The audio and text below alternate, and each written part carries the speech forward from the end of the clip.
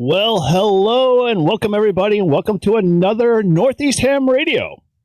Absolutely. All right. Well, good evening, guys. Yes. Good evening, my friends and everybody in the chat. Things are alive and well going in our chat right now. But, hey, if this is the first time you've been alerted to hanging out with us, welcome.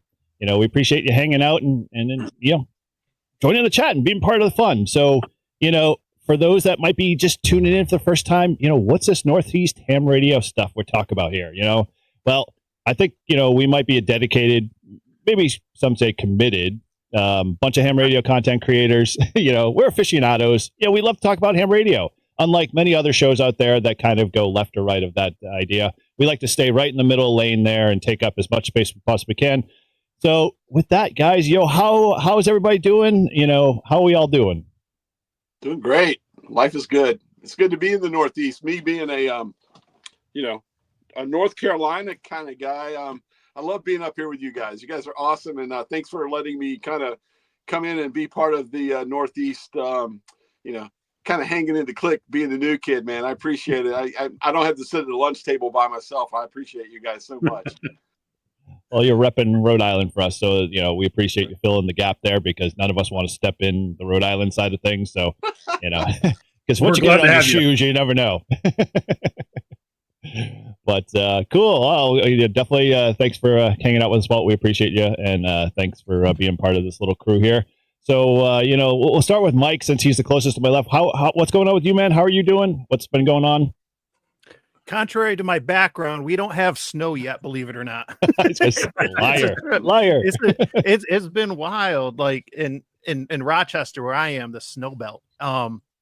It's been so mild the last couple of years. I'm pretty sure we got to pay for it soon, or whatever. But no, it's all good. I'm keeping an eye out, like some folks, for the Black Friday deals and everything, and and whatnot, and still getting adjusted to the time change and not having much sunlight. Although can't really compare because I know our friends in Alaska get it a lot worse than us down here. So, but hey, I one thing I always say when it comes to the weather, like we got 4 seasons up here in the Northeast. You got 4 seasons, so there's always something to complain about. So it's all good for sure. For sure. Well, yeah, I guess you could add to the fact that Alaska's already got the double whammy. They've got plenty of snow, and they've got the dark. Actually, are they in their bright season now? I don't know. I have to go talk to Jeremy on that one, see where he's at. But yeah. But before we skip to someone next, I just got to call out. We got somebody in the chat that just got their license in Canada. So congratulations, Be Willing. And what a time to get licensed. I got my license right before Black Friday too, and so I was able to take advantage of that when I first got my tech. Awesome. So congratulations. And from what I hear, it's not easier to get the license up there in Canada than it is down here. So congratulations. That's awesome. Congratulations, man. That is just epic. Very cool. Very cool. Well, we'll throw a little applause in there for you as always. Keep up the great work. We love seeing new ham added to our ranks for sure. I know us over at Live Green Ham, we try to celebrate that every chance we get. So I'm sure. He even threw his call in the chat there, so we can try and work him. Yeah. There we go. Sweet. Cool. All right. Well, good to hear that, Mike. So over to your left or my right in this case, the Grouch Man. How are you doing, buddy? What's going on? Obviously, YouTuber fame now. You're almost like a normal transplant over there on the Clubhouse. But what's going on, man? It's good to be here. I've been learning new stuff and learning about what is it? Roto tooling and masking and all these new types of video things and tracking things as the frames shift. And man, it's way over my head, but I'm learning. So like ham radio always does, it makes me feel dumb, and it gives me something new to learn. So I appreciate everybody that's on my stream and everybody else's stream and that's joining us. 32 I see is the total count, so that's fantastic. Really appreciate all the support. Well, very good. And for a moment there, I thought you were talking about gardening before I realized you were talking about video editing. But hey, that just had to get the brain in gear there at that moment. Rotoscoping, that's it. That's it. Okay, I was like rototilling. I'm like, what? I don't remember that being a video editing tool, but hey, whatever. It's all good. Cool. Well, a good deal on that. Well, then, thanks for hanging out with us tonight. And over to you, Marvin. What's been going on with you, buddy? You obviously got some great toys behind you, but do tell what's going on with you. Yeah, so working with Flex now, and so it's been really busy learning that system. So that's been a lot of my days just going through that in and out. Had a really great conversation with the guy last night. Will be coming out hopefully next couple of days here. We talking about the DX Marathon. If you're not familiar with that, you have to go check out that video coming out on my YouTube channel. I've got 87 subscribers. I'm going to try and get to 100 before end of the year. So hopefully we can get that get those numbers bumped up a little bit too to get that going. But everything's going really good, and I've got actually a brand new site coming out from Shopify, and I will be distributing private label coffee from a supplier, and it's going really well. So I should have labels next week, and we should be putting together a whole site for that. So I'm really looking forward to that, and that should be really fun. Got some coffee mugs and everything to go along with that, with the Ham Radio Guy logo on it. So that's been a really big project in the back end, working on it for about 6 months, trying to find the right supplier in the right place and everything, and the right tools. So it's gonna be cool. Very cool. You doing like a subscription service, or you're just doing like nope. Literally, you can go onto my Shopify site and you can order your bag of coffee, and they will drop ship it right to you. So, yeah, so pretty seamless on that side, and it's got some really good flavors coming through, and I'll have some flavors of the month going through throughout the year as well. So it should be really good.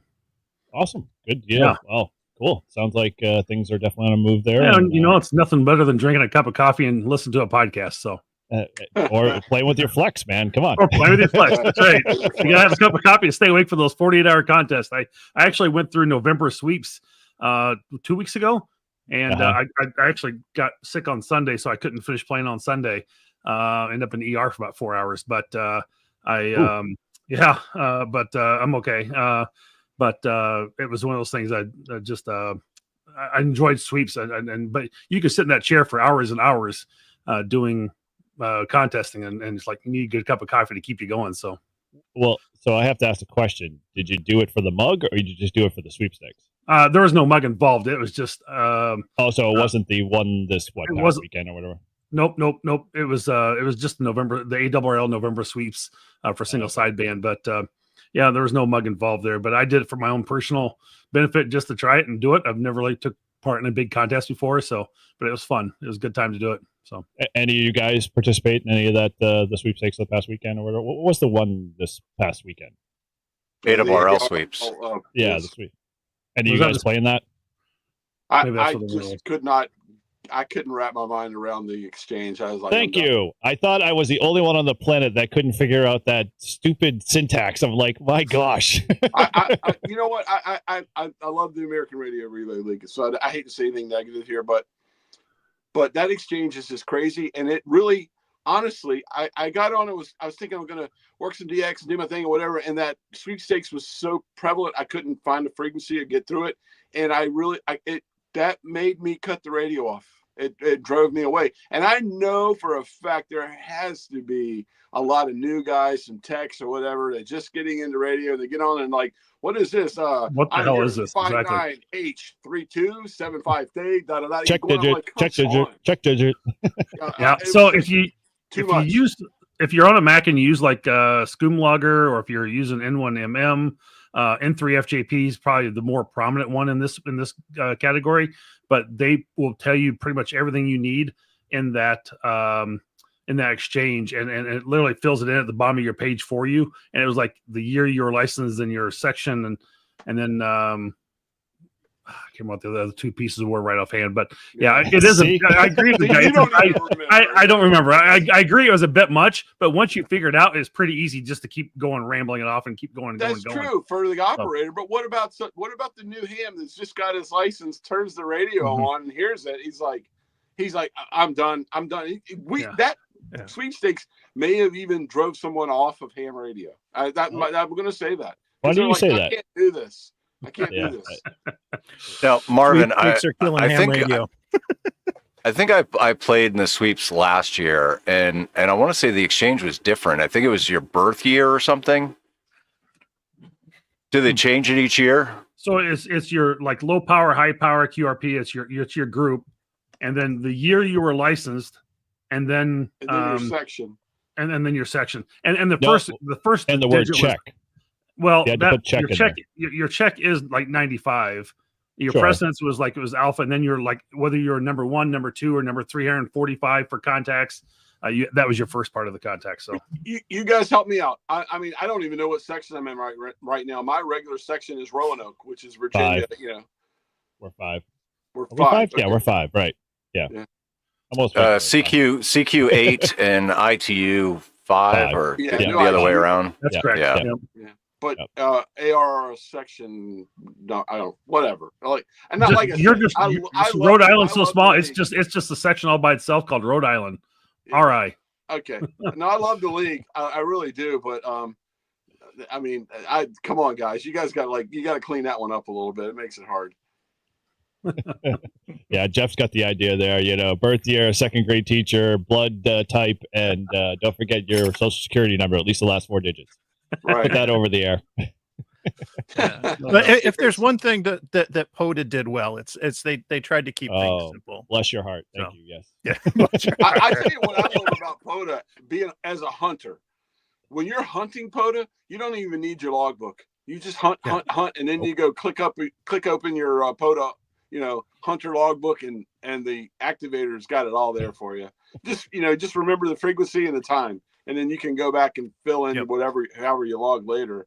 I've done that a lot when I've been out portable on the beach, because I'll be honest with you, this is one of the hardest things to do. And fortunately, as a YouTuber, I have the video that I can go back and watch the video and fill out my logbook. But when the wind's blowing at even 8, 9, 10 miles an hour on the beach, it's sand's flying, everything's going on. I'm trying to make contacts or whatever. It's hard to log. It really is. So yeah, The first world problem, Walt. I understand. Yeah. Tough problem to have, I know, but whatever. It's all good. So cool. Well, yeah, I mean, that exchange, one thing I felt really bad, and I think, Walt, you said it, that might have a few folks disappeared from ham radio, for at least got scared off, is like anytime an actual guy who was on, was it CQ, calling CQ, had to stop to explain the process, and then you'd get a guy be like, what was that again? I have to do what? Where was I? And then he'd have to look up their call, like when they actually got their ticket. So I was listening, as I was scanning the band, I ran into 3 or 4 of them, and you could tell the guys had tabs open to the FCC database so they could look up their call sign to tell them exactly what year they got their ticket. Yeah, it was too much. It was way too much. So. Now, after you upload your logs and everything for the sweepstakes, how many years do you have to wait for them to post the results? I'm not going there. You have to upload your logs? I thought it was automatic. That's a sore subject, because I know. Because if you're talking about Winter Field Day and getting your scores, this year was I'll just leave it at that. Can you automate Winter Field Day for us, Marvin? Just so as we're just doing the activity, you can just collect all that stuff automatically and actually, if submit it on our behalf. Actually, I'm trying to see if I can work out a deal with World Radio League, and they can actually upload. You can upload all your stuff in real time. And do a leaderboard through, it's sponsored by Ham Radio Prep, and they can actually do that. So we're looking to see if we can do a Winter Field Day contest. Yeah. So, I like that. Let's do that. That'd be way easier and way funner, especially when the fact that I know that when you're doing Winter Field Day, you can be like, how do I stack up in the state of New Hampshire? So it'd be cool. I know I just gave a dig to the league when it comes to the contest results and some of that, but I give a shout out to Kyle AA0Z, who he's done a lot in talking about contesting and things that can be done to improve it. And I do the VHF contests, and it's crazy to think that I'll do a contest in September and I still don't know how I did officially in the September contest, and it's 2 months later. I get that things take some time or whatever, but some of that there's things that could be done to improve it. But that said, I'll say like contesting, I think it can certainly be good because if it encourages you to get out and try something different. I first time I did RIDI earlier this year in the winter was during like a RIDI contest because I knew there'd be activity and stuff. And so whether you're trying a contest for some different modes or bands or something like that, it can be a good way when you're relatively new or inexperienced to, get on there when there's that activity. But it's frustrating on the flip side when it gets to be complicated with some of the logging and stuff like that. I had a moment for a long time where I hated contesting because I was operating in Europe. Go to Europe, and plant yourself in the middle in any European country, and then get up Saturday morning. The one day you don't have to work and cut the radio on, and there's a contest going on. I think one of my videos, I remember conditions were bad or whatever. I'm like, man, I just want to make a contact, and I heard a French station calling CQ contest, and I'm thinking, all right, I'm going to give him the old Sierra Papa you're 001, right? And I did that, and the guy goes, Russia only. It was a Russian contest. So the whole weekend, all the bands were wiped because it was a Russian. I was in in Poland next door to, and not to get political, I don't care about that part. I make contacts with Russians all the time, but I wanted to work the world, and the world was trying, at least all of Europe was trying to work Russia, and here I am basically in the same skip area that everybody was coming into Russia, you know what I mean? And I'm like, I give up. I cut the radio off. So that was one of my I see Tim, and Tim was there. Tim, you're in Europe, we've had that moment where it's like contesting in Europe is so different than here. Fortunately, that's one of the great things of America is you don't have to worry about that. We can, you've got a contest going on, you just keep rolling. And with that said too, now I'm going to go another route. I love POTA. This is not a stab against POTA, but I remember a long time ago on any given day, I could get on 20 meters and try to work DX. That's gone now because of POTA, man. You get on 20 meters now and it's wall-to-wall POTA in the United States of America. So ruining the hobby, my friend. It's ruining the hobby. No, I love it. It's not. It's great. I'm just saying it's changing the hobby. You know what I mean? It's changing the bands. They would have to rip POTA out of my dead cold hands before they let POTA go anywhere. I mean, I love that. It is the mode I play in all the time. Yeah, but go back 4 or 5 years ago on 20 meters. You could get on 20 meters, let's say at 3 o'clock in the afternoon, and I could work South Africa or whatever. I mean, and the solar cycle was low and whatever. You could do that. I get on tomorrow I challenge you tomorrow at 3 o'clock in the afternoon, get on the 20 meter bands here in the northeastern part of the United States, and you see if you can work anything other than POTA across the United States of America. That's the way it is. Even on an X player. It's literally no problem. Yeah. Tim, you are the most interesting man in the world. So, you got that going for you. I don't think, and I was looking earlier, I think it's yesterday, because I didn't get a chance to go out last weekend and play radio, but I don't think that there's any contests or really anything significant this weekend or next weekend. So it should be a good time to get complaining, but that's what the 17 and 12 meter band is all about. You know what I mean? The WARC bands are to get away from the contest. So there you go. We had a question in the chat. Just how do I find the database to find when I was first licensed? That the I can tell you real quick. Go to your QRZ page and hit details, and it'll show you at the bottom of details where you're at. That's the fastest, easiest way. Yep. Is that the actual original date though, or is that just the date? That's when your last license was renewed. Is what it is. Yeah. So if you want to check your real license, I think you have to go to your FCC core database because that'll tell you when you're actually. There's a link to that though in QRZ. Oh yeah, right. You can link over to your FCC database. Oh, very cool. Yep. All good stuff. When I was W1SL, W1LFH, that date was 2024 for me. So it was only a 1 month old ham at that point before I got my call back. Oh, but anyway, that was another story for another day. Cool. Well, so thanks for asking. My week was, my week was pretty good here. I've been quite busy, just like Marvin there. I've been brainstorming a bit. You know, Lift Free and Ham crew have been doing some real cool stuff. So if you're interested in you're a whiskey drinker, you should go check our channel out. There'll be some cool stuff going on there. But more so unique to us, and I know Mike has got his, or maybe he's got his on, tucked over in the corner there. I kind of had a little moment of clarity, we'll say. You know, I don't know about you. I drive around and I look for car antennas, and I look on people's vehicles for the typical hey, is there a ham, literally parked in the same parking lot as me? And so, you always want to go over and say hello to them. You always want to tell them your call sign and, kind of give them that official nod type thing, I always maybe I should put my QSL card, on the door. And I thought that was really odd. So, I think Jason a long time ago maybe kind of came up with this idea, and I kind of snarfed it from him. But I went out and purchased a whole barnyard of these little guys here.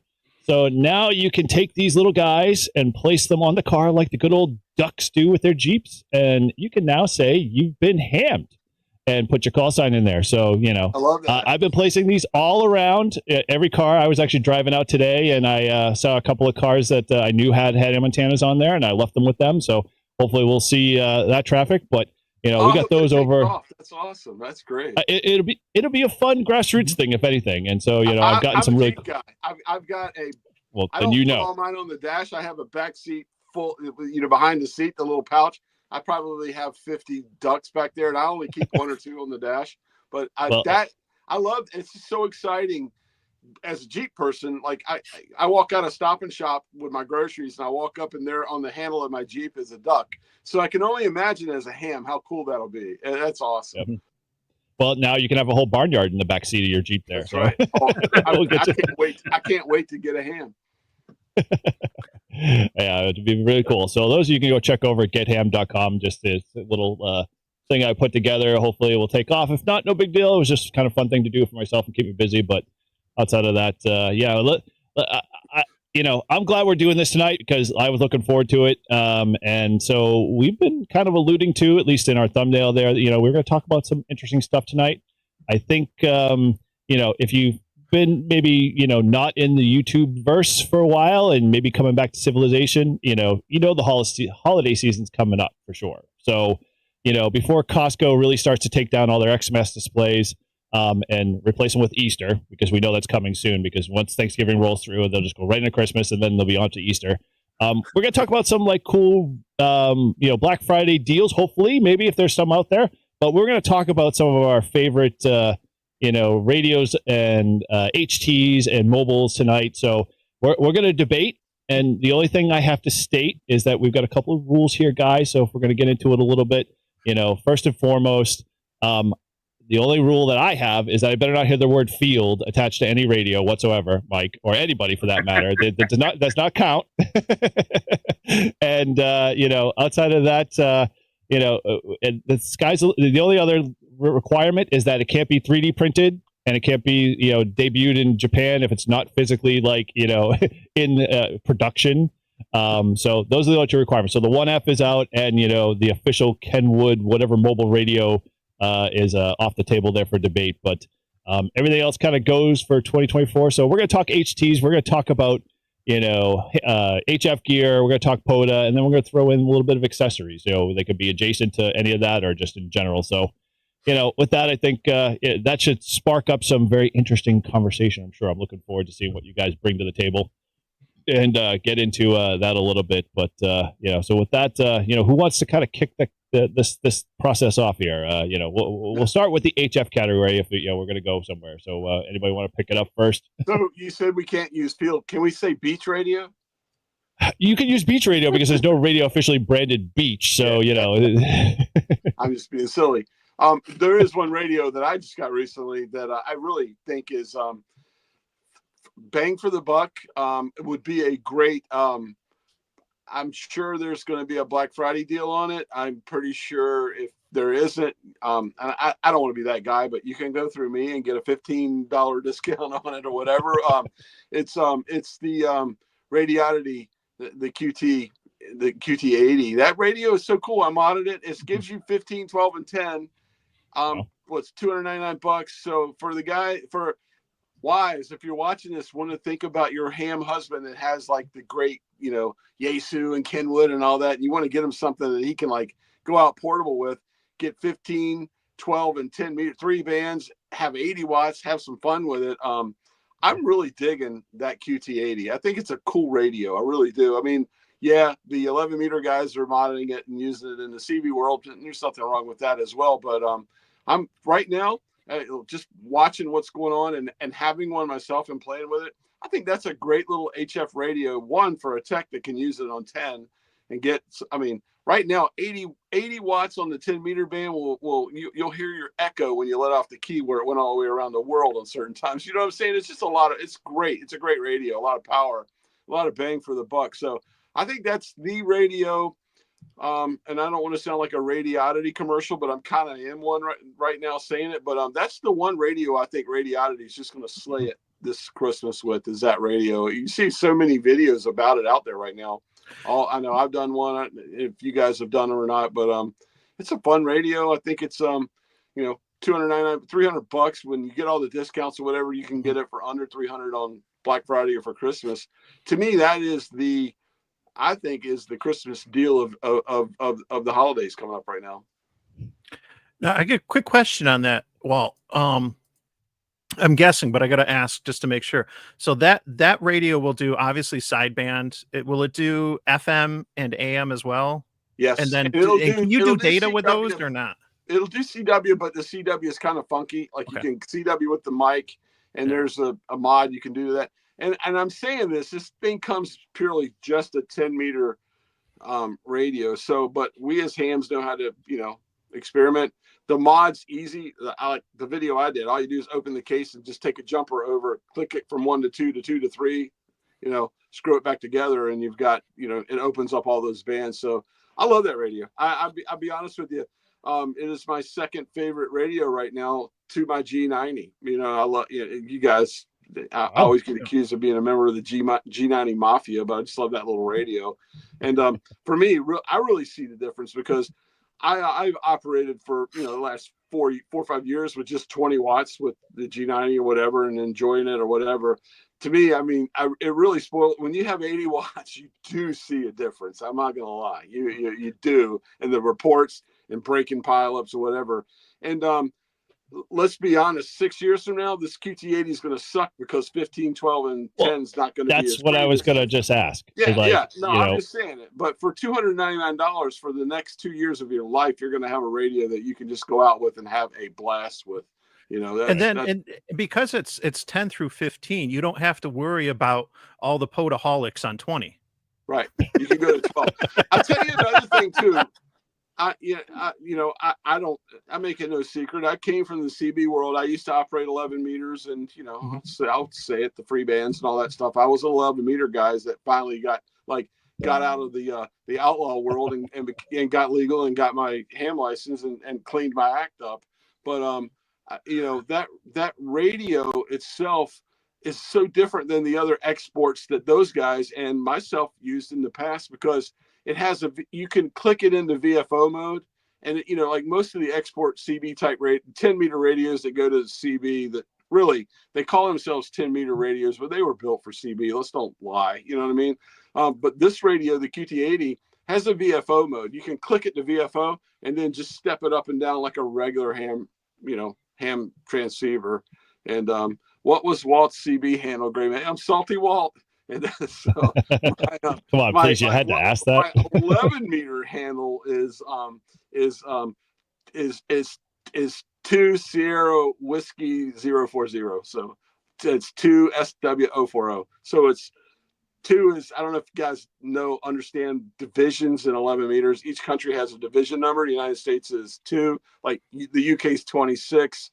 So let's just say if I lived in England, I would be 26 Sierra Whiskey 040 or whatever. And all this the beauty of that is, we're going to go down a rabbit hole here. I got to get out of here. But the beauty of 11 meters and operating 11 meters, you make up your own call sign. How cool is that? So I was going to say, shame on Tim for not picking up Rob's 741 video with him and Walt doing a 10 meter, and you heard Walt's handle several times mentioned on there. So, Tim, pause this video, head over to 741's channel, watch that video, and then come back. And if you want to see me, there's a video. I'm not. God, I sound like a freaking commercial, and I always tell myself I'll never be this way. But if you want to like see me working some DX on 11 meters, totally legal with a President, 12 watts. I think it's I did it like September-ish or whatever. I did the President George FCC radio. I'm sitting on the beach talking to Jamaica, and you'll hear me in there as you know, 2 division, you know, 040 or whatever. But wow, I've gone way off track. But let's get back to the QT80, and I'll let you guys start talking. That's the radio. I'm telling you. I think that is the Christmas gift for the guys that don't have it. That is that's the way to go. I think that's a really cool deal for $299. I'm trying to talk Mike into becoming an 11 meter guy. I promised him a CB. I haven't gotten it. The problem right now is the post office where I'm at is always closed by the time I get off work. I'm going to send Mike a CB. So me and Mike and Mr. 741, we can all get on there and, you know, 2 division salty Walt there in a 040. Mike, you got to make up a call sign. We got to get. I know. If anyone wants to leave a call sign for me in the chat, maybe we'll pick one out. Thanks, guys. Hey, I got a CB in the truck.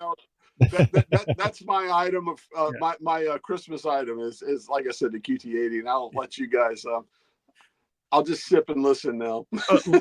Like Walt was saying, Radionity's dropped a bunch. Like I don't know. I can't think of any other really new HF radio. There's the bigger ICOM that came out, right? But the 7760. But as far as other HFs, like from the Yaesu announced that their field radio, but that's not going to be out till the new year. And Vaporware. You know, the ICOM thing, that's out of my price range, you know, clearly. And didn't the Zygu 60, is it Zygu 6200 came out this year? Yeah. Yeah. Was that okay? And I think that's a great little. I think that's. Remind me if I'm wrong, but I think it's a 20 watt radio. Nope. And 7 watt radio. They regressed. They went to 8 watts. Okay. I'm going to go ahead and say it from a baseball standpoint. Swing and a miss. Yeah. Like nope. Yeah. Yeah, the 6200 made the 6100 look that much more better. Like it's and stuff. I think, correct me if I'm wrong. I think one of the things that we've yet to see for that though is that they were going to include. There's going to be the option to maybe do modules to add in 2 meters or VHF, UHF with the 6200 potentially. Hadn't heard that. It's not all band, all mode out of the box. Maybe I'm mixing it up with something else, but I think that was one of the things where there might be the potential. Got sideband, CW, AMF, narrow FM, Digi, and wide FM. Yeah. So, there's maybe. a question in here. Someone's asking me, did the Q900 fall out of my good graces? You know, as soon as I really got my mind wrapped around the Q900 and got it working well, it didn't fall out of my good graces. I've just been so darn busy with. I got the QT80. You know what I mean? It's like I don't have time for that radio now. But that's not a bad radio. I would not recommend you run out and buy one though. How about that? Yeah. So the answer to that question in the chat here. I think though that we could probably consider the G90 a new one though. The newer version of it that's out now that's selling with. It's got the power poles on the back instead of that Tamiya connector. I think that's how you say it, Tamiya. Yeah. I know Ape was in the chat earlier. He would know. And so it's nice to have the power poles right out of the gate with that. And I think that they did some stuff with the case that you've shown, Walt. And you probably know better because you got them side by side. It's got some better ventilation. And it does. I love it. And I don't know if you need the fan as much as you did before, but that's one of the radios I'm watching on Black Friday. I sold my first one and I miss it. And and if there's a good deal, I might end up picking it up. I got a question in one of my videos the other day. It says, Walt, I hear the new G90 is lighter than the old G90. Can you weigh the two and tell me what the difference is? I'm like, dude, I ain't got time to like go. I don't even have a scale. You know what I mean? Is it going to be that much difference? Feel about the same to me. You know what I mean? It's like, who asked that question? You know what I mean? I was Yeah, like, I would with the G90. You shouldn't be concerned about the weight or anything. If anything, it's just a matter of the temperature. Like, is that you cooking pancakes on it, or is it all good? Like, It is- Surely the they've new got one- the new specs one on the is- website. The new one is way cooler. It doesn't get as hot as the Nice. old one. But the old one, the reason it got so hot is because the ribs were on it like a heat sink. So you're feeling the heat coming out of the radio onto the heat sink. You know, everyone was so worried about it, like it's going to get too hot. It's hot because it's doing its job. The metal. I mean, I'm a structural engineer. I mean, that metal is absorbing up the heat, and that sink is using it, to dissipate it. So. Yeah. Well, Right. G90 was my first radio, and I know that we had a Brian mentioned earlier. He got licensed up in Canada just recently, and I think the G90 is a really good starter radio because for me it was the money getting into the hobby, not coming from a ham family or anything. Like I had nothing, no soldering station, no coax, no antenna. I was buying everything from scratch. And so I was conscious of price, but like you buy, G90, you get that for, $450 or less, depending on the sales. And that's a little bit more money you have to get started. You can buy better coax, you can invest in antennas and some of those things that can really make, a big difference. We always say, your first radio is not going to be your last. And when you graduate, you move up to say that 100-watt radio, whatever it is, we know as hams that if something is used, we can sell it for twice what we paid. but realistically, is that still true you to then these have days? now you got a portable No. radio. You got an extra radio you can use to travel, regardless what you get, something for the shack, but you get a bigger radio, and then you got something else, whether you sell it or keep it and whatnot. So that's I would really love to try the FX4CR because I've touched one, but I've never used it, and I was just blown away by how solid that felt, but how small it was too. I want to go back to G90 for a second, though. Okay. I have a couple of questions. So when I was looking for portable radios, and my price point, like when I think like price points, I'm thinking like $200 really doesn't make that much of a big dent for me, or less than $200. So like it was the difference between. When I looked at the G90, I was like, oh, I love all the features. Everyone's like, oh, I could tune a wet noodle. And I'm like, oh, that sounds like a great fit for me. And then I started looking at like, okay, if I want to get a digital, the little adapter and all of the extra accoutrement to be able to get it to, be a fully featured radio for me was like, okay, well, I can sort of get this in the FT891, and then I get 100 watts too as well. And so that's kind of where I was like, all right, I'll just save my pennies a little bit more and, get the 891. But Mike, I understand your feeling because like I got a chance during Support Your Parks weekend to sit in front of a G90 and on 10 meters. And I was like, wow, this is an impressive radio. Like I just walked away going, yeah, I'm going to add that to the arsenal. I mean, why not? Like if I come across a good deal with it, I'll pick one up. So, it's got an appeal, man. Like, that is kind of something that attracts me to it. But I really first out wanted the 100 watts. I didn't want to get caught. For me, it was between that and an 891. And so there was at the time probably about a $200 price difference. Now I was going to have to get a digi rig with either one if I wanted to do digital mode. So that's, that wasn't, a factor. The tuner certainly makes it more appealing. Being a new ham, I didn't know how valuable a tuner would or would not be. But to me, I was like, okay, that's something if I got to buy, there's another $100 I'm saving. But I think one of the things people don't talk about, because we was talking about the tuner, but you see Walt doing it a lot. And I did because my first antenna was the Wolf River coils. The SWR sweep that's on the G90 and some of the Zygu radios, and at least ICOM has the bar chart for SWR. That's super helpful when you operate portable like I do, because I'm setting up antennas in different configurations, different locations all the time. And to be able to do that SWR sweep and see where you are, especially with an antenna like a Wolf River coil, now you're saving, another, $80 or so, not having to buy a nano VNA right away. It's not the best, but you could certainly tune a dipole or end-fed half wave if you were making your first antenna using that. And with the tuner, you know, as long as you get it ballpark, you're going to be fine. But that's a nice feature, and it's too bad that you don't see those SWR sweeps on more radios. I think that's where Yaesu has been lacking, actually. Right. But I'll tell you another thing too. We haven't even mentioned on this radio that I'm the guy that owned the FT8, that owned the FX4CR. I've owned an 891. I've owned a G90. I've owned a 6100. I sold all of those other radios and kept the G90. And the one thing we haven't mentioned is the fact that the G90 has an SDR waterfall on it, which like the 891 doesn't have. And if you're if you're a new ham and you're searching for signals, I remember that the G90 was the first radio I had that had the waterfall on it. And I remember looking at that. It's the size of a freaking. It's small, but I could still look. I could see things going on as a hunter, and take the VO knob and roll over to it, tune in.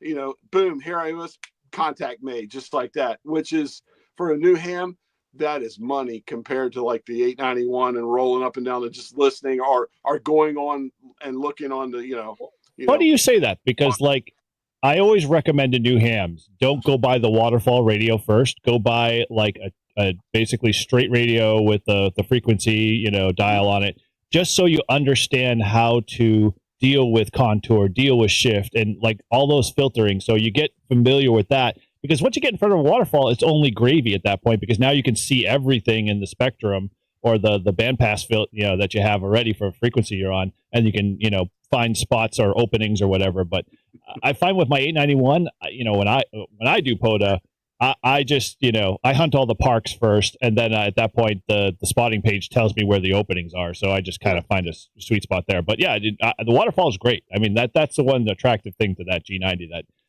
makes it worth it. That's the beauty of ham radio. We all operate different. We look at things different. We do things different.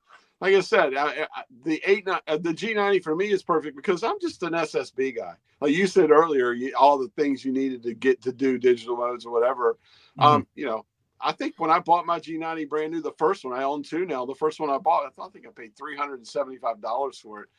You can't, that was, you can't do that with any of these others. And I also heard, I think it was Tango Oscar Mike was talking about the FX4CR. I purposely went to Poland for 3 months and only took that radio. I forced myself to use that radio.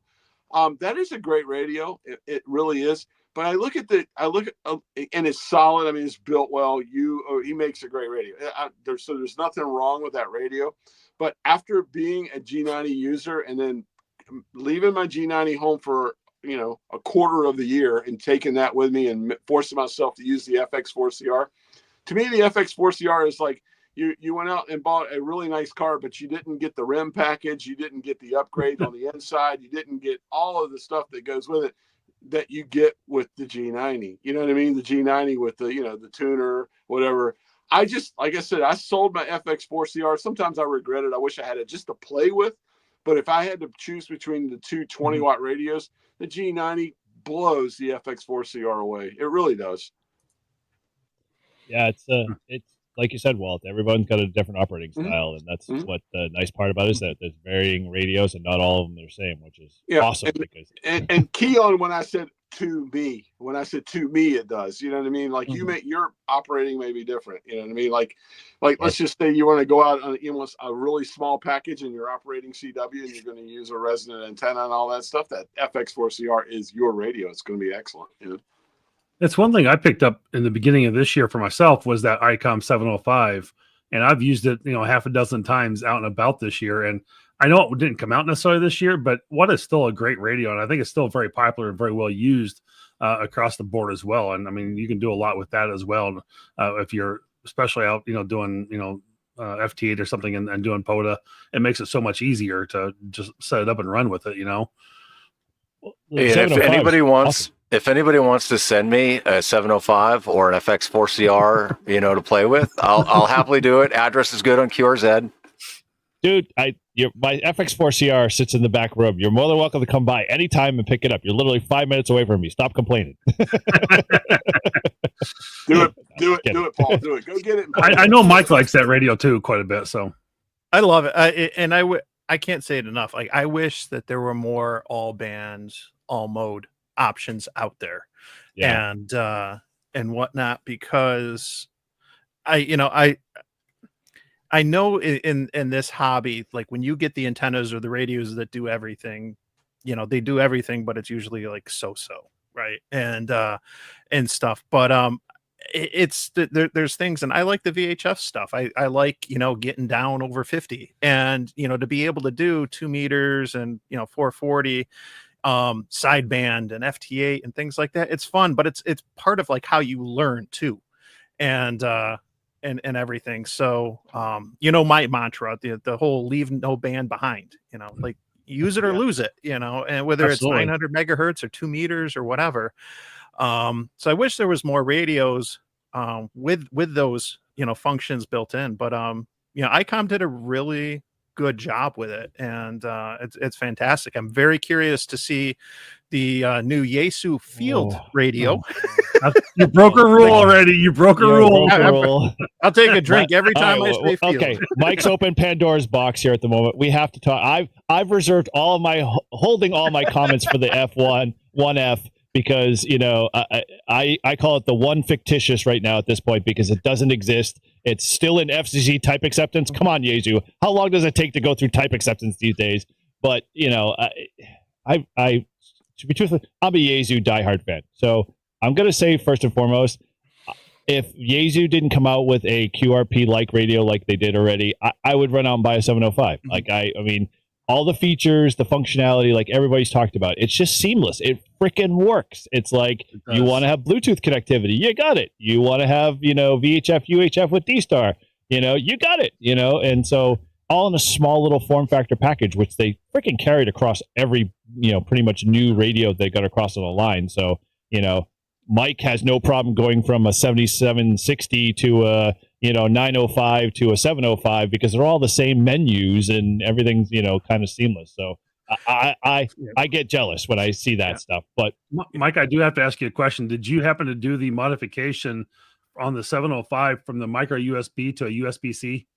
I've been sitting on it for a few months. I haven't. It's haven't gotten around to doing it. It's it. very seamless, so it's very easy. Yeah, I got it right away, and I haven't done it. I don't use amps, so, and I know that's a big reason to do it. I still want to do it, but I've been kind of hesitant, but I'll get around to it this winter and stuff. It's super easy. It takes 10 minutes tops. But that Neptune looks pretty sweet. Yeah, we shouldn't knock Yaesu too much, because I mean, at the end of the day, like when it comes to the rate, these are the guys that are cranking out new menus all the time. I mean, new radios all the time. Like right now, but seriously, they just cranked out 3 radios 2 weeks ago or last week. Or yeah, we'll get to those VHF, UHFs in a second. Right. If that Yaesu menu wasn't so difficult, I probably would not have sold my 891. It is probably the reason I got rid of it. That is the one radio that has. Whoa! Hold the train here. The 891 menu is a top-down menu. What's so difficult of it? Like, I'm curious. I always want to understand when people say it's difficult. I'll tell you why. Because I have an Elenco DX70 that is a 100-watt radio that I can just cut on and use. Okay, I could do the same thing with the 891. Right there in front of me. In order to do whatever I want to do to the Yaesu, from a beginner that's never used the Yaesu, I got to print out the damn manual and look at everything and know how to go to what from here to here to here to here. It is not the Yaesu menu. Like I said, I'm not trashing the radio. I'm trashing the menu. The menu. Okay, Walt. Yes, for a newbie. Here's the difference between you and I. I take the manual and just toss it off to the side, and I say, "Let's explore." So, okay, I get it.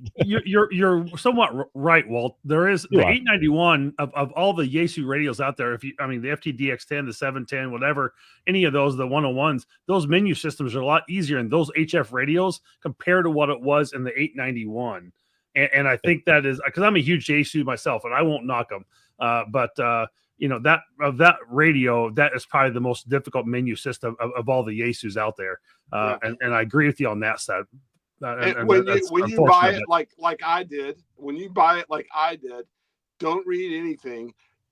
Take it out of the box, grab your battery and go straight to the beach when the sun's glaring and you can barely see the screen, and you hook up the battery, hook up your antenna, cut it on, and you're sitting there going, You know what I mean? It's just like that really, I'll that's give you the that. only radio I've ever had that problem with. And now, but I learned a lesson from it. Now, like, I go out, someone was talking about the Q900 earlier. I did the same damn thing with the Q900, but it's difficult. But, I just, like I said, I have an Alinco DX70 that's a 100-watt radio, and I cut that thing on. All you got to do, it's right there in front of you. There's RF gain, there's your filters, there's your, everything's right there on a knob in front of you. You don't have to go click it, click it, click it, click it, click it, click it. So let me throw this caveat out there. Yes, all of those newer radios, like you mentioned, Walt, all have had the opportunity, I say, to get better with their menuing system. The 891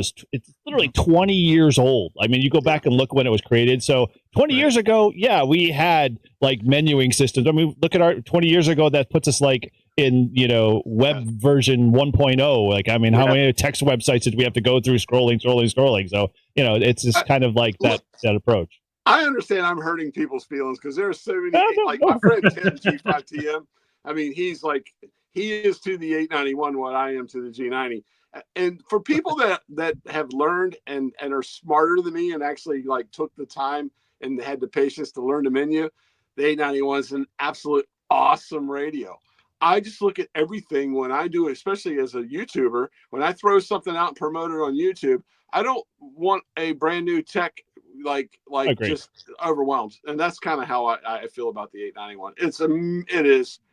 You cannot deny the popularity of it. It's a great radio. Oh, absolutely. But like I said, I kind of like look at products and radios, and especially if I'm gonna feature them on my channel, I'm not so much promoting it. I'm trying to tell the people that are going to buy this thing what it's really like.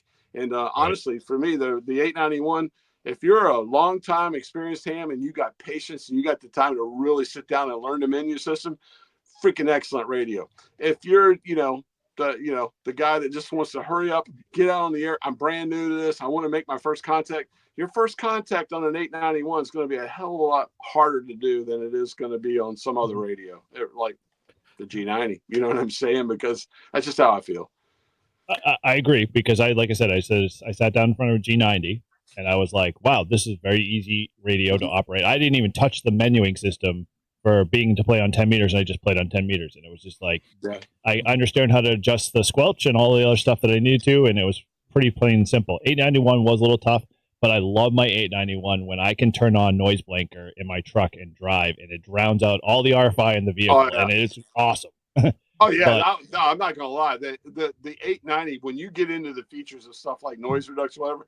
Oh, I have people all the time that watch my videos and hear that G90 of mine, and they say, "Oh my God, my ears are bleeding." You know what I mean? I get it.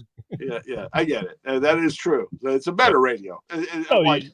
It is. There's no lie about that. I'm just saying, as far as price point and a new ham, it's a tougher radio to kind of get up and go on with. Yeah, I agree. All right. Well, so anybody else have any other radios they want to throw in the ring, whether it's been around for a while or not, since we've kind of opened up Pandora's box? Well, so Jeff brought up the 706 Mark II-G, and he said he didn't like the menu system in that. But I gotta say, like, I love my 706 Mark II-Gs. I thought the menu system was very intuitive. The only thing I had to look up with that radio as far as menus go is the secret hidden menu, where you change your frequency offsets and all that for repeaters and whatnot. But otherwise, like, everything's fairly intuitive, I feel. Yeah. I haven't been in front of a 706, but I know when I sat in front of yours, it only took me a couple of seconds to pick it up. So I don't think there's any other HF radios to talk about like that were new that really like legit came out this year, right? Yeah, there was none. I mean, outside of the 7660, which I don't know about you. We could talk about it a little bit. I'm not privy to the details, but it probably has a nice menu system. That's so Jeff brought it up and he opened it up. Flex, the 8000 series they came out with. They got the HF radios. They're probably out of most people's budgets for the most part. I mean, I think the beginning price is like $2,500 for the 8400 basic model, and then it goes all the way up to like $6,000, from there. So, they are phenomenal radios. I've had the opportunity the last month to play with one. I played with another guy's here on the channel, kind of remoted into his for a little while, but they are phenomenal radios, and they have great receive capability on them. And the capability they came out with these new flexes with everything on the SCU and everything, it's going to be incredible what they're going to do with it in the future, I think. Marvin is going to be our, resource for all flex, very limited. Forward, so. Yeah. Nothing more than what's already been made public. So, do you see that coffee cup in the background? The one that says flex on it. He's already drinking from it, constantly. So he's all good. That's the Kool-Aid. Well, if Flex ever drops a field radio, you know who to call, right? Right. I would love to see that. I don't think they would ever do that. But I don't think they would either. But apparently, I've been talking to a couple of guys, and like, people carry these out to field day, and some people have used them for flex or have used them for like POTA events. And I'm going, no, I'm not taking that radio out into the field. I think it's going to happen, Mike. I think that'll happen. Look at the Malahite receiver, receiver. Think about that with 4G or 5G capability that you could tie into flex. And you would have it like, right, you know what I mean? Like if Flex made the handheld Malahite transceiver, look, the future is bright, you know what I mean? I mean, technically you could take your Maestro, your iPad, your laptop out to the field, and I mean, you can operate from there, even though your transmitter is not technically there. So that's probably the problem with that, doing it for POTA at least. So let me give you a little insider baseball. So Flex has a very good front end in terms of, dealing with, overload and other things. So we have a guy in our club who's a big Flex guy. And he's like, dude, eventually we just need to all bring our Flexes because we would never have to worry about, bleed over from someone being on 10 or whatever, because the Flex is so good at filtering that crap out that, it would be an ultimate radio. But it's like bringing out like a big 4-carat diamond, having my wife bring it out in the public. It's like, I'm not going to we're going to put an armed guard with that. So, that's kind of how I look at it with my Flex, but I'd like to try it one day if, if we have a spare one lying around somewhere. Right. No doubt. So, but yeah, I can't wait till the Flex comes out with some of their new software enhancements that's supposed to do a lot of their supposedly improvements for, being able to do filtering and stuff like that. I love the Flex's filtering. I can't tell you how much I could just being able to turn down not having to deal with AGC any longer, but being able to filter, the whole entire band spectrum down at the lowest, audio point, and then just hear clarity and then fool around with the EQ. Just is awesome in general. That EQ can make a world difference in your quality for transmit and receive. So, yeah, I find that, and I actually tested this out. I tweaked my EQ to be a little bit more punchy in the terms of being able to drive through a pileup at 100 watts. And once I flipped that over to transmit, I was like, wow, I'm getting into these big pileups where I normally wouldn't. So it's the proof is in the pudding, as they say. So. It does make a difference for sure. So, but yeah, the great radios came out this year, and I think that's going to be exciting going forward. So it is. But yeah, you hear us Flex. We want a portable radio. Come on. I tell you what, I do a lot of these, like we're doing tonight with other people or whatever. And when we start talking radios on the European Ham Radio Show and all the others, the one thing I can say is that just like us tonight, there are a lot of radios out there to be built that need to be built that we're all asking for features that aren't built. Like just take it for what I said. If someone would take and run up against Zygu with something like the G90 and make it a 100-watt radio, if Yaesu made a little, I'm going to go ahead and say it, Eric, field radio that has that has a small waterfall on it. I'm going to start punching dicks. but I think we all agree that there are so many radios that we want to be commercially built, and I kind of, in my mind, every time I sit in one of these discussions about HF radios, I see it every time. If someone would just listen to us, if someone would make a small portable 100-watt radio that was easy to use, that was 100 watts, boom, it would be great. If someone would make the SDR capabilities like Flex, but was like a little, you wouldn't have to put an armed guard around it when I walked out on the beach and the sand was blowing sideways. You know what I mean? Like, there's so many radios that we want. And I think that's a good thing. If I just wish that the manufacturers would listen to us. Yeah. Well, when So, we're all I don't in know our if you guys- 60s or 70s. I don't know if you guys subscribe to Amateur Radio Weekly as a newsletter, but there was an article in there this past week talking about a commercial HF radio, and there's a whole article on it. I'll see if I can post a link to it in the channel here. Cool. Yeah, definitely. Yeah. So let's shift gears here because obviously, we could talk for HF forever. So let's kind of dive into our, we'll call VHF, UHF space that Mike, I'm sure has got a couple of options there that he wants to throw into the ring. And we didn't actually talk, but we'll include, say, satellite, kind of components. And so we're talking about like gigahertz band too. So, there's one radio that kind of stands out amongst all that none of us could afford, but all want. So, Mike, we'll start with you since, I'm sure you got a couple of, preferences or choices there you want to talk. Yeah, let me try to add this. And it's going to go sideways. Oh. All right, so everybody. Well, so this everybody is tilt. Yeah, The FT150, absolutely. Yeah. So yeah. this I'm very interested in. That's the new mobile from Yaesu, and it's got the big head like the 500. So you got the built-in speakers, you got the dual VFO. What you're kind of losing out on is the color display and APRS. But when I saw that, what got me really excited is, first of all, it's nice to see more of the detachable faces with the audio built in. That's just one less thing to worry about, especially if you're just running one cable, one control cable, whether it's RGA 45 or whatever, or Cat 6 or something, that you can, bury the radio in the back, in the trunk, and under the seat, wherever, and you don't have to worry about routing speakers and stuff like that. So that's nice. But I really can't help but think at some point Yaesu's got to come out with a replacement for the 857.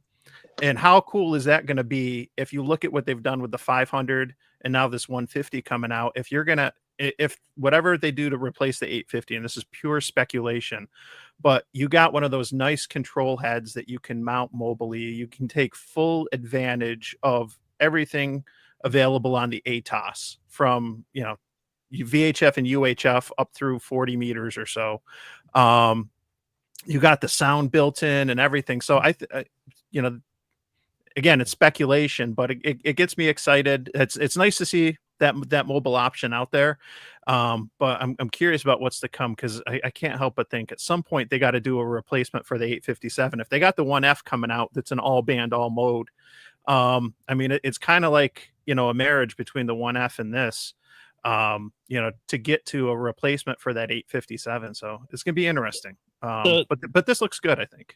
I think the 150 for me, it kind of, it's twofold. One, they're drawing upon the old way Yaesu used to have their screens, because we all remember the orange and monochrome kind of display, and so they're pulling from that, which is good. They're kind of sticking to their heritage. But the one thing that makes me super attractive, and I haven't quite, based off of looking at the description, confirmed 100%. This is a really good FM satellite radio. It is. Mm-hmm. And like there is everything, like you throw away all the PGM stuff and all the typical Yaesu filler that they offer for their major line that they've got across most of the board. It's got the right display, it's got VFO knobs, it's got everything. And so I'm thinking, like, for the price point, because I think they're charging somewhere around like $399 or $4 something or $419. I can't remember exactly what I saw for it on HRO and stuff like that, but I'm thinking, and I just sold my 300 to another buddy so he could put it in his truck. But I'm thinking this would be a nice fit for my little 511 bag to do FM satellite stuff. Mm-hmm. Yeah. But and it does have an SD card too, which is nice. Totally awesome. Like that to and me I alone think is they have like that on the 500. I don't know about the 3 or the 4s, but I know the 500 had the SD card too. So. The 3 was the first one to have the SD card in it. Okay. And, so the 500 just adds it. Yeah. But, so I've been paying attention to these because I got my car in the spring and I haven't installed anything in it. I've never had a mobile install. And it's something I want to do. And so I'm constantly looking to see what's out there and going back and forth, what to put in, what kind of antenna and mount, and you know, I feel like I got a Subaru Outback, and I think a lot of the newer cars, it's definitely challenged, especially if you're not in a truck, like where you're going to put things, and if, you know, fit the radios, fit the antennas, how you're going to wire things, and like all hams, I definitely overthink things, and so it's, you know, it's been, you know, indecision paralysis for a while. We'll see what deals, if they can push me over the.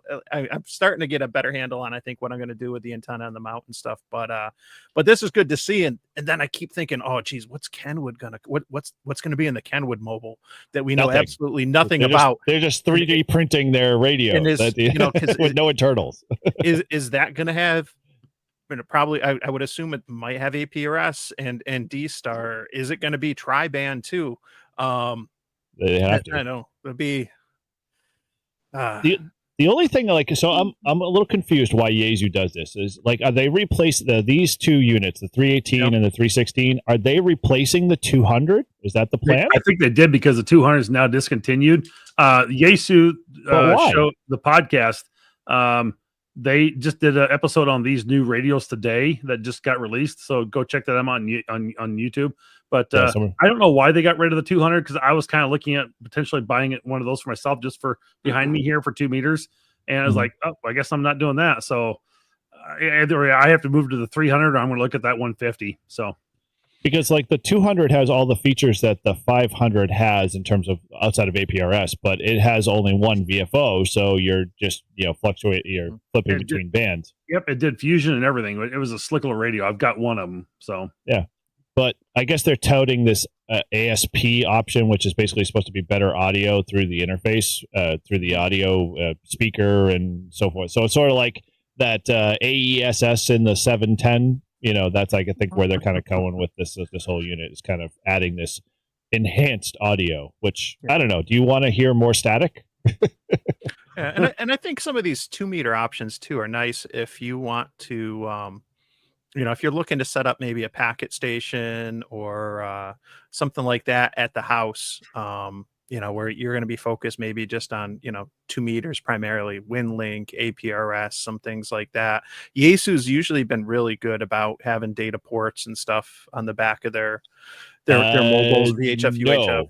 So the only one that they're really good at is the 6000, which they still have. And that one is actually, from what I understand, also compatible with, what's the other digital mode that I'm thinking of? I can't remember at the moment. That's not D-Star. I can't think of the other one. It's the open source one. Is just analog. Yeah, it's just analog radio. It's just analog. It does have the packet port and stuff on the back, but right, yeah, it's got all the features. So it interfaces M17. That's what I was thinking of. Oh, okay, okay. Yeah, that's a popular radio for M17. So I don't know, like, there's no specs here for like the 65 watt version of the 316, whether or not it's going to have that same port. It would be great if it did be at 65 watts. They got the manual. I was looking at the manual for the 150 the other day. Yeah, I read manuals for radios I don't own. and there's a 10-pin DIN jack on the back of the 150. So I don't know if you're going to see a 10-pin or what you're going to see on these, but but the 150's got a 10-pin. The 3165 is replacing that 2980 that's been out forever. I believe that's the one, or it's the other one. It's one of those two. But they're getting rid of the 2980, and now that other, that one's going to go bye-bye, I believe. So, and they have the 2980 and the 3100, which are the two monoband ones. So that other one reminded me of George Foreman grill. Yeah, I was going to say that. But that's a great radio. I mean, was it 85 watts or something like that? It was some yeah. I mean, I use that for WinLink connection. That's what I was using it for. Watts. So they've increased they went to the standardized design, and then they added 5 more watts. Really, you could have added more. Like, I mean, make it a 100-watt radio. Come on, like, what's 5 more watts? Right. What you don't have to worry about with VHF is it's so much easier when you're on 2 meters or higher to get gain from antennas. Yeah. You start adding elements to Yagis or other things. It's a lot harder to find gain when you get into HF, but you get into HF and UHF, it's a lot easier to create gain and and make up for that. So you could easily turn that 85 watts into something sick without an amplifier and just a really good antenna. Okay, here's the chance to turn me into a Yaesu guy. What's the price point on these radios? What are we talking about? I'm gonna. All right, here's the deal, and this is serious. This is what I've always. I won't deny it. I'm ignorant when it comes to VHF and UHF. I'm an HF DXer. All I do in ham radio is get out there and try to DX on HF. But I've always had this thing that I wanted to build. I wanted to just go out and buy 2 egg beaters and put them on the top of my Jeep. And I want to bring it in, and I want to work satellites sitting on the beach, sitting in my Jeep. You know, I drive on the beach in my Jeep. So you guys tell me what I need to do and how I can do it in an economical form. And don't worry about the egg beaters. I'll build them or buy them. I want the radio. Yeah. Tell me what I need. The FT150 is going to be the radio for that. And it's a price point right now. I see on Gig Parts for $419. Yep. That's and good. That's good. And then the Yaesu 3185 is like 309, something like that. Yeah, 309. So, but the one you'd want for doing the satellites is definitely going to be that FT150. So, all right. And if you wait till Hamvention, you'll probably get it under 400. Yeah. Yeah. I was going to ask you what I could do under 500. So that's you already knocked it out of the park. Yeah. I mean, technically the ICOM 2730 or something, 2370, 2730, something like that. Yeah. Also does the VVUU. So, I mean, it's got the dual receive, dual transmit thing as well. Yep, that one right there. So you can do that one as well. And what's that, 309? So it's actually a little cheaper price point than this new FT150. Yeah. So, but for me, honestly, I would think that the $100, the $100 difference to get and have that speaker built into the head unit, that's huge, might be worth considering, because if you don't already have a speaker, then you're looking at spending $20 for a speaker, maybe another $10 or something to mount it or whatever, and then you got the wires, and it's a little bit cleaner of an install, and you got the dual option for the mic port. Yes. So the mic port's on the head or the body. So you got right. And you guys know me, so I want to start experimenting building egg beater antennas. So I want to know what would be friendly for when I'm like not all the way there. Yes, I'll analyze it or whatever, but I want the radio that's going to be friendly, that kind of forgives a little bit with the antenna as I build the antenna. So that's kind of what what I'm thinking right now, to go down that path. So I like to look. Where's Mark from Halibut when you need him? Well, where's Smitty? No, I like the looks of the 150 though. I'm not lying. I'm serious. I'm going to go down that rabbit hole very soon. And I, like I said, I don't, where I live in Virginia, I can sit in my living room with a UV5R, and I can look out the window and see the repeater for, that's on the U.S. Naval Hospital across the harbor from me. And I can talk anywhere. It's probably been a bad thing, because it's one of the reasons why I've never really gotten a really good VHF, UHF radio, when I can lay back on my living room couch and talk, whatever, with that. But I really do. Yeah. And I do know all of, it's funny, the eggnogs, Mark, I was on a stream with Mark with the European Ham Radio Show, and we talked about all these. This is exactly what I'm thinking about doing. Well, and this is also, he's setting it up so you can transmit on it too. So yeah. So so that's what I'm thinking. So, and like I said, I'm absolutely, this is where I am a complete noob. I want to go down that route and do that. And I think, because I like, I guess it's just the DXer and the spirit of me. I kind of just like get off on the thrill of knowing that I'm going to be able to bounce something off the satellite and talk to somebody farther away than the line of sight, UHF, VHF type of radio. No. So Walt, you're still learning stuff? We all are. Yeah. No, I'm in the same boat as Walt, though. Like I have no problem from my car or my house, hitting the repeaters that I need to hit with an HT. So I've never really, felt the immediate need, like, oh, I got to get a real good VHF, UHF base station or mobile install or anything, because it's easy to, get in and out with an HT where I am. I know that might not always be the case, and I definitely want to do something in the car and at the house at some point, but it hasn't been a priority, because I can just grab a UV5R if I need to, and check into a net or call out or something. Yeah, we didn't touch of it, but we were talking about vaporware radios, and Mark kind of alluded to this, and I'm just going to bring it up real quick. But maybe we can encourage Mark or create a GoFundMe. This is a picture of Soar. If anybody knows what I'm talking about, this was Mark's attempt, and he's still working on it, to build an all-in-one satellite, both linear and FM bird radio, all in one, with tracking and a whole bunch of other stuff. So I am praying every day that he'll eventually figure out what technical issues he needs to solve, and that'll coming out, because I'm laying my money down on that one, soon. So I'm hoping he gets in there too, because one of the hard parts about beginning this is dealing with the Doppler effect too. I talked to Mark about that as well, and man, that'd be so awesome. He's built it in for that. I mean, it's an all-in-one. When he talked about it, I was like, oh, I want one now. And then he was like, oh, I'm having technical issues with it and struggling to work. And I was like, oh, please fix it. Please fix it. I need it. So, all right. Well, Mike alluded to first. Go ahead, Walt. I want to get a couple of those egg beaters first, and then he can get back to his, to that. Yeah, definitely. Cool. Well, so we kind of alluded to it. Let's talk HTs a little bit. So, I mean, obviously there are a couple that have, that are out there that were within the year. I know some anniversary editions, but any of you guys got any flavors you'd like? I could throw mine in the ring here, but I'm curious to see what you guys got. Well, top of my list is that ID52A. Maybe not the anniversary, but it's yeah, I've been thinking about that, and I know that the 50 is not new this year. I kind of thought about that for a bit, because when the 50 came out after the 52, which makes no sense, but that's ham radio. That had the USB-C, and it's got, I think, the monochrome display, but it's got, I know Josh, Ham Radio Crash Course, and others have said, like, the battery life on the ID50 compared to like the Kenwood, the D75, and a lot of those other has been phenomenal. And then ICOM dropped this, the 52 plus and the 52 anniversary. Now that it's got a couple new minor features like USB-C and stuff, it looks good.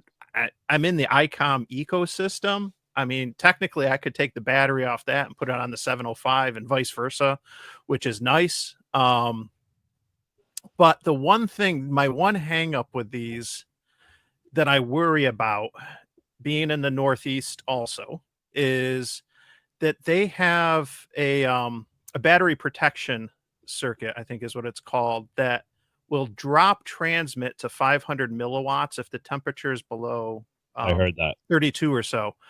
And that to me would be very frustrating. I think about, I like to go out and do potas and sodas in the winter, and it might not be the HT that I'm, going to bring out when it's, sub-zero temperatures and I'm going up a summit or something like that. But to think that, I might be restricted, unless I'm keeping it real warm in my chest and stuff to, 500 milliwatts. That's that's the only thing that gets me, because I look at my Yaesu, was it the 4XR, my first HT, and that's got no problem in the cold. The signal stick will go limp a little bit, but that still works, but I'll still get 5 watts out. So that's the only hang up I have with the, I wanna like the ICOM. I want to get it, but I worry about, being up here, in the cold where we got 4 seasons, and, being a portable operator, it may be not working like I want it to. This is where you'd actually get me to come to the ICOM dark side. This is one radio I think I would pick up, and I almost did a impulse buy a while back before they came out with the newer version, is the anniversary edition. But like, I was looking between the 50 and the 52, and like, I looked at my my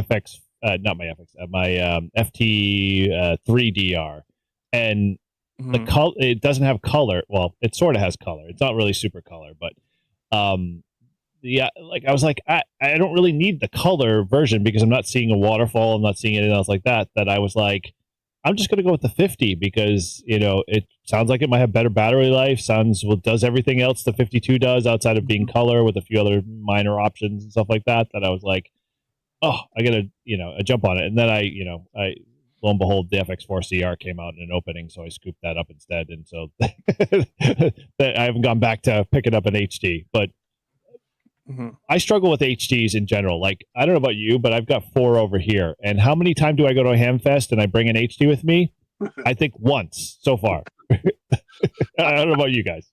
I took one to Dayton with me, and it was just like all it was directions and how to get in and out of the parking lot. And I'm like, I'm done. Exactly. My everyday carry, if I'm with a handheld, it's my Yaesu FT5DR. I think that's just a great universal across the world radio. But if I had to go pick one up today, I'd probably go pick up that Kenwood ID75. Even though I know there's a lot of complaints and issues with it from battery life, etc. as well. But it's got the Bluetooth and that GPS capability, and I mean it's easy for adapting. Another like Radio Mail has an adapter out for it now to be able to use it, and it's just incredible little radio across the board for Kenwood. But this that price point of $479, I'm going, I'm out. It's like where can you get it for $479? It's not $479. No, it's like 7 something. It's like 7. Isn't it $649? Isn't it? No. That's why it's not my price point, because it's way above 400. Yeah. Is it the 74 or you're looking at 75A, right? And it's got 220 on it. Yeah, I know. It's got a lot of features. Nice. Yeah. Oh yeah. It's just ridiculous price though. Yeah, $699. I'm sure you got a color screen. If you're doing APRS and stuff like that, you're gonna deplete the battery quicker. And I think it's probably similar with the 5DR. A lot of people buy those modded extended batteries and stuff for the 5DRs. It's a beautiful radio, man. It's a great radio, but again, that price point and just not touching it. So. That's an 891 right there, my friend. Yeah, exactly. All right, let me ask you guys, because you guys are much more knowledgeable on HCs than I am. What do you gain with that price point on that radio that you can't get with a cheap Baofeng? I mean, really, what is the difference? What makes you go out and buy that radio at 10 times? I know Paul can speak to that. Huh? Paul can definitely speak to that. Share your results there, my friend. Yeah. All right. So the question you're asking, Walt, right, is a good one, because I thought the same thing for a long time. I was like, well, my Baofeng works just fine. Like, why do I need a fancy, expensive radio? Eric and I were doing I think it was a scouting, or something. It was something with a community event at a local park here in town, and I had my Baofeng on the local repeater, and Eric had his Yaesu. I think it was the FT3D, right? Yep. And the receive difference and the transmit difference was night and day. Really? Yeah, and we're literally standing side by side, so it was a very good comparison of one radio to the other. Yeah. And yeah, so when one of those FT3Ds was offered to me at a really, really good deal, I jumped on it because it definitely made a big difference in receivability and the also the transmit quality. That's why I asked, because I'll be honest with you, and you guys are going to laugh at me. I've kind of had my eye on that Baofeng AR152 because it looks like the ultimate Meal Team 6 radio. You know what I'm saying? It's got right. It's I know it's a joke or whatever, and even the fact that they named it the AR-15 with the 2 on the end of it, it's funny. But I've always wondered, just to have fun and go out with that radio with a bigger battery or whatever. What are you gaining with these better radios? So Paul, I appreciate that answer, and I'm sure, I'm not a serious VHF UHF guys. You are, and I appreciate that. I understand. Yeah, don't get us wrong. What I was going to show is, so here's it's my MobiLink TNC4. Yep. And so with this, I can connect to the radio with Bluetooth, use my phone to do APRS and WinLink and stuff. So even this radio, I use this radio every week. So this is an ICOM IC32AT. It's from 1989. Yeah. It sits in my kitchen. And every Wednesday, and every Thursday, I'll plug in the TNC cable, and I'll sit there, eat my breakfast or whatever. I'll check into APRS Thursday. I'll do WinLink from my phone.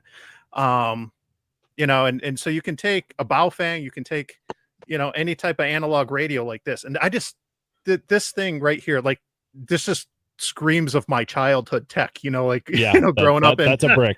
Like the 80s. It's just the look of it. I love the aesthetic of it. I think I might actually walk around Dayton with it.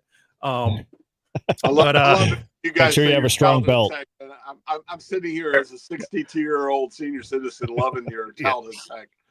Yeah, but no, that's when you get like those the Kenwoods or the ASU, the 5DR, you're going to have some of that stuff baked in. You're going to have APRS baked in. The Kenwood, the TNC is kind of open, way better.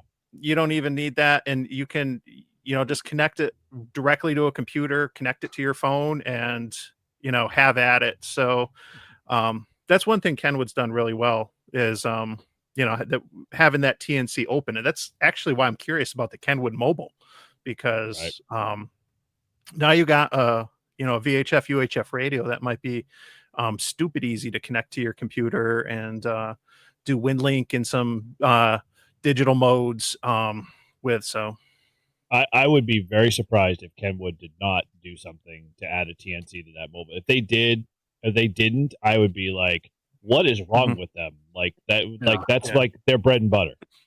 Yep. Yeah, Mike, my very first radio, actually, long story short, when I got my ham ticket, I burned down my parents', I accidentally left oil on the stove, which caused the kitchen to get burned down. And so for rewarding getting all the family out of the house, my parents bought me a radio. And, that radio is this one, which is similar, radio. I had the big giant 470 on my belt. I remember how long and big that thing was, but it was a dual band. It was fun. God, don't you guys love rig picks? I love rig look picks. at that. I go in it all the time, like looking at radios. Beautiful radio. It was a fun radio. That Yaesu understood at that level of radio how to create a right menu system. I don't know where the heck they hired the next guys after that, but they knew how to do a menu system on that one. Look at how close that form factor is. It is trying to turn it, just how it notches off on the sides here and up there too. I mean, these things are near identical. The same, very, jet very out point, all the knobs, everything. Yeah. But this, I don't know about that one. This one is full duplex. Oh, wow. It says it in the manual. I'm looking at you, Gray Man Poda. I've read the manual from 89. It is full duplex. And it's one of the things I got to program some of the satellite stuff in there. It's one of the things I want to try with it. I didn't get around to it when the weather was nice, but I eventually I will try. Yep. Only one VFO on this one. Bummer. Mm-hmm. Oh, well. I was going to say, that radio doesn't look a whole lot different than my 40 channel CB. I know, dude. No. We got to stop here. Paul, what is that? So it's a realistic TRC 207. I remember that radio. Oh my God, that's so awesome. With their little wrist strap. Yeah. It's epic. It's so epic. That is. Oh, cool. All right. Well, so we've kind of touched on the HT side of things. Any other things you want to add? I know Radio Oddity came out with a few ones. Josh reviewed a few. That there was one that was sort of like a Radio Oddity knockoff that he recommended. Do you guys remember? It was VHQ or something like that. I can't remember what that radio was. That one actually caught my eye because that had APRS and a bunch of other stuff. Yeah, there's a couple versions of that. So there's Radio Oddity has one. B-Tech has one. Yes. And then some other company with the VGC. Thank you, Jeff. Thank Jeff. I'll have that, and I've seen good reviews from Josh, from TO, a couple others. It's interesting. I think it's like $100 and something. It's not going to be cheap, but it's, I mean, for under $200 to get a lot of that functionality, that's not bad to have all that in there. You look like a radio that I recommend that I was going to mention was the FT65. I mean, that is a stupid easy radio. Well, the menuing system sucks in it, but the radio itself is a stupid easy radio to be able to put on your belt and does exactly what you needed to do, but it doesn't have all the bells and whistles. Then, I was looking at that going, oh man, I could have APRS, I could have all of these features, and it's all open. And I was like, Yeah. I'm starting to think, I need a Chinese radio in my stable here. Yeah. Now I'm more biased to the 4XR. I got the 4XR instead of the 65 when I got my first radio. And the reason I did, and again, here goes, I read the manual, is that what the 4X does surprisingly that the 65 doesn't, and I don't know why, is it will allow split memory operation. So you can it's not going to be full duplex, but you can do a split memory where you can have the uplink and the downlink for the ISS, for example. Yeah. One's on VHF, one's on UHF, and you can put that into memory like that easily. And you can operate the VFO with split. And so whether it's with satellites or just if you're in an area where they have non-traditional offsets or something like that, a lot easier. But yeah, it's surprising that they do that with the 4XR, but not the 65. It's cool that you said that, because I was like moving, and this is going to be the next rabbit hole I go down in ham radio, is that I want to build, like I bought the Comet satellite, stick, whatever, Yagi or whatever, and I haven't even put it together yet, but I kind of want a radio where I can like build an experiment with different antennas like that, maybe a tape measure antenna or whatever, from an HT standpoint, that I could just, run it. It's full duplex. I can like play around. Yeah, this one's a fail or whatever. I can start researching. You guys know me, I'm an antenna guy. I was kind of thinking that same standpoint. Have you guys any of you guys ever built an antenna for an HT, like off the wall, a wire or whatever? I did a 2-element tape measure Yagi for the June, I think it was the June or the September VHF contest. I built it this summer, just with spare PVC and tape measure, and it was for 220, but just a simple 2-element, there you go, because that's all I had enough for.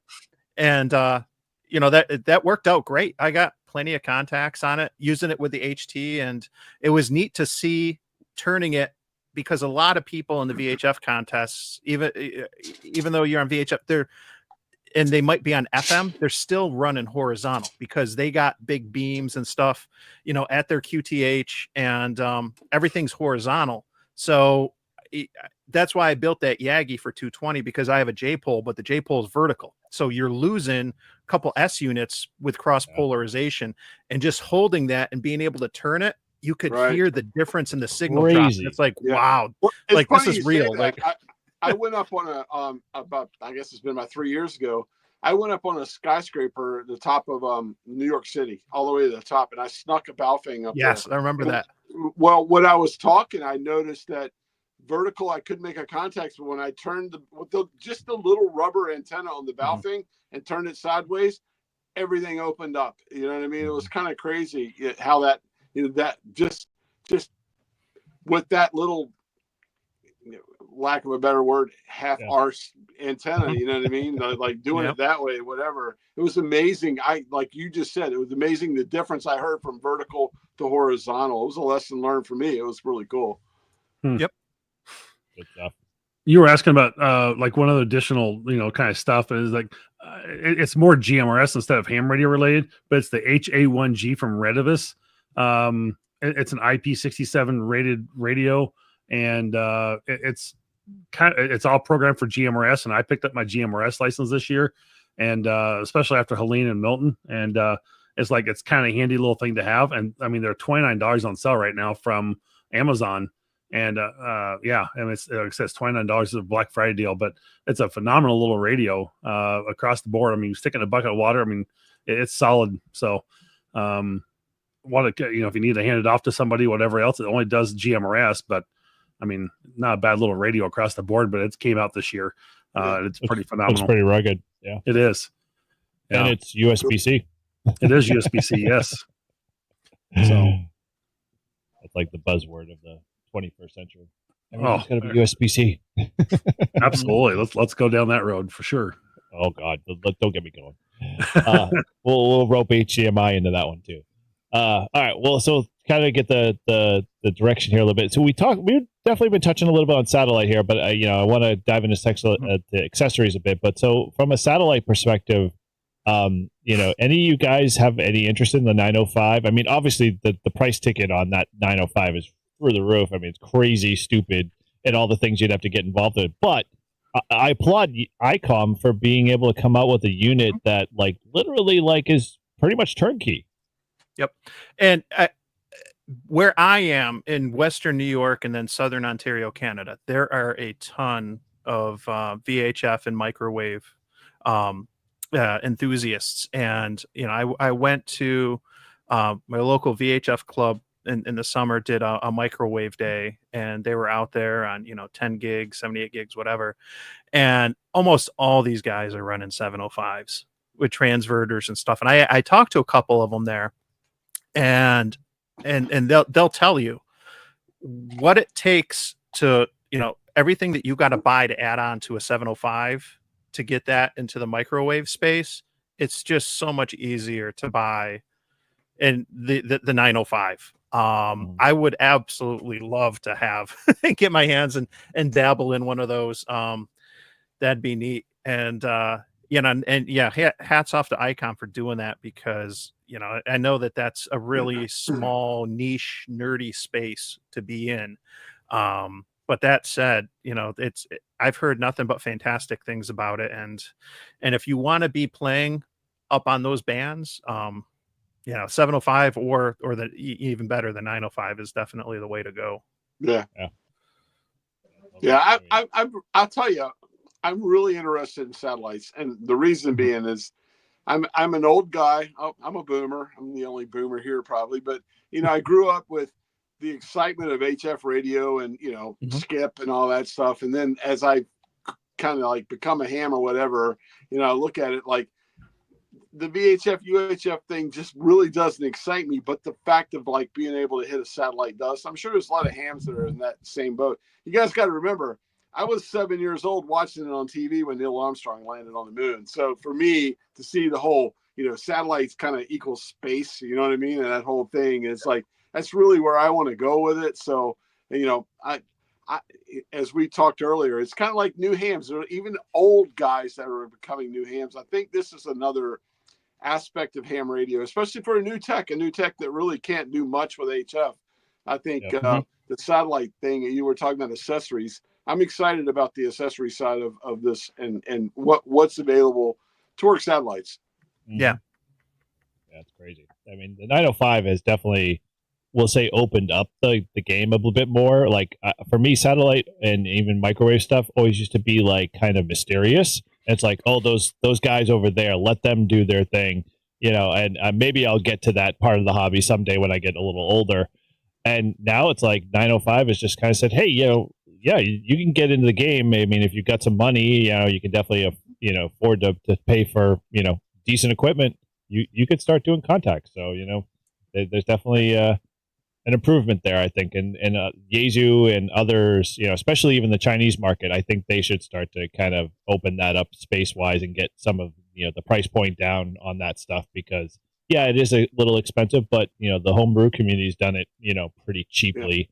So, let's amp the game up this year, guys, going into 2025. For sure. Yeah. The satellites were on my list of goals for ham radio this year. It's probably not going to happen. I've got so far as to programming in the ISS frequencies to HTs. That's the extent so far. I don't know if I'll hit that goal this year.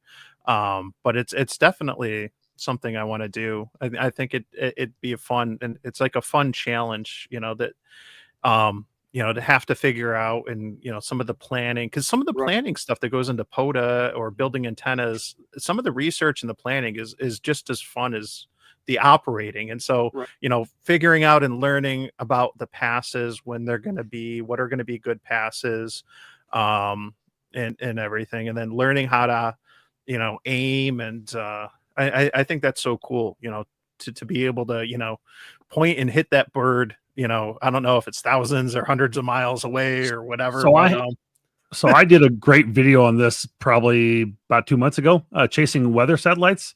and doing Yes. the weather satellite download. And so, I mean, go out and check my channel out. I mean, I'll put a cheap plug in for that, but it's a great video on that. And then I'm wanting to do another one like that just for doing satellites. But if you want to get into satellite operation, Digital Rancher, I think, does some of the best satellite stuff out there. Yes. He does a really good job across the board on that. But it is a little bit of a skill to learn. It is very good. But I mean, if you have I'm going to put a link if I can get it to go. Well, I'll figure it out in a minute. But there's called the B antenna. It's kind of like the Arrow antenna. It's about the same price, but it's a little bit lighter weight, I think. And it's a great antenna to be able to try and use as well. And so, I mean, there's a couple of good options. And I'd say Arrow or this B antenna is probably your top two choices for being able to do that satellite type of work. And again, I'll put a link in the description here in just a minute here. So I like the elk. I gotta give a shout out to the elk antenna. I know that Digital Rancher Robert uses that and some others. The elk, yep, that's a good one too. That's true. Dual band log periodic is nice, and that gets a lot of use for me in the VHF contests and stuff. But that's real easy. You know, I love the elk. The elk is way smaller than the freaking Arrow antenna. I mean, you have to literally have like muscles in your arm, wrist, head, and that's what I learned that even doing when I did when I got to borrow the Alinco HT for 900 megahertz for 33 centimeters, and I had the little Yagi for that, and again, this is 900 megahertz, so it was like a 14 or 16 element Yagi, and it's only like this long or whatever. But when you have to hold that there, like my forearms were sore the next day.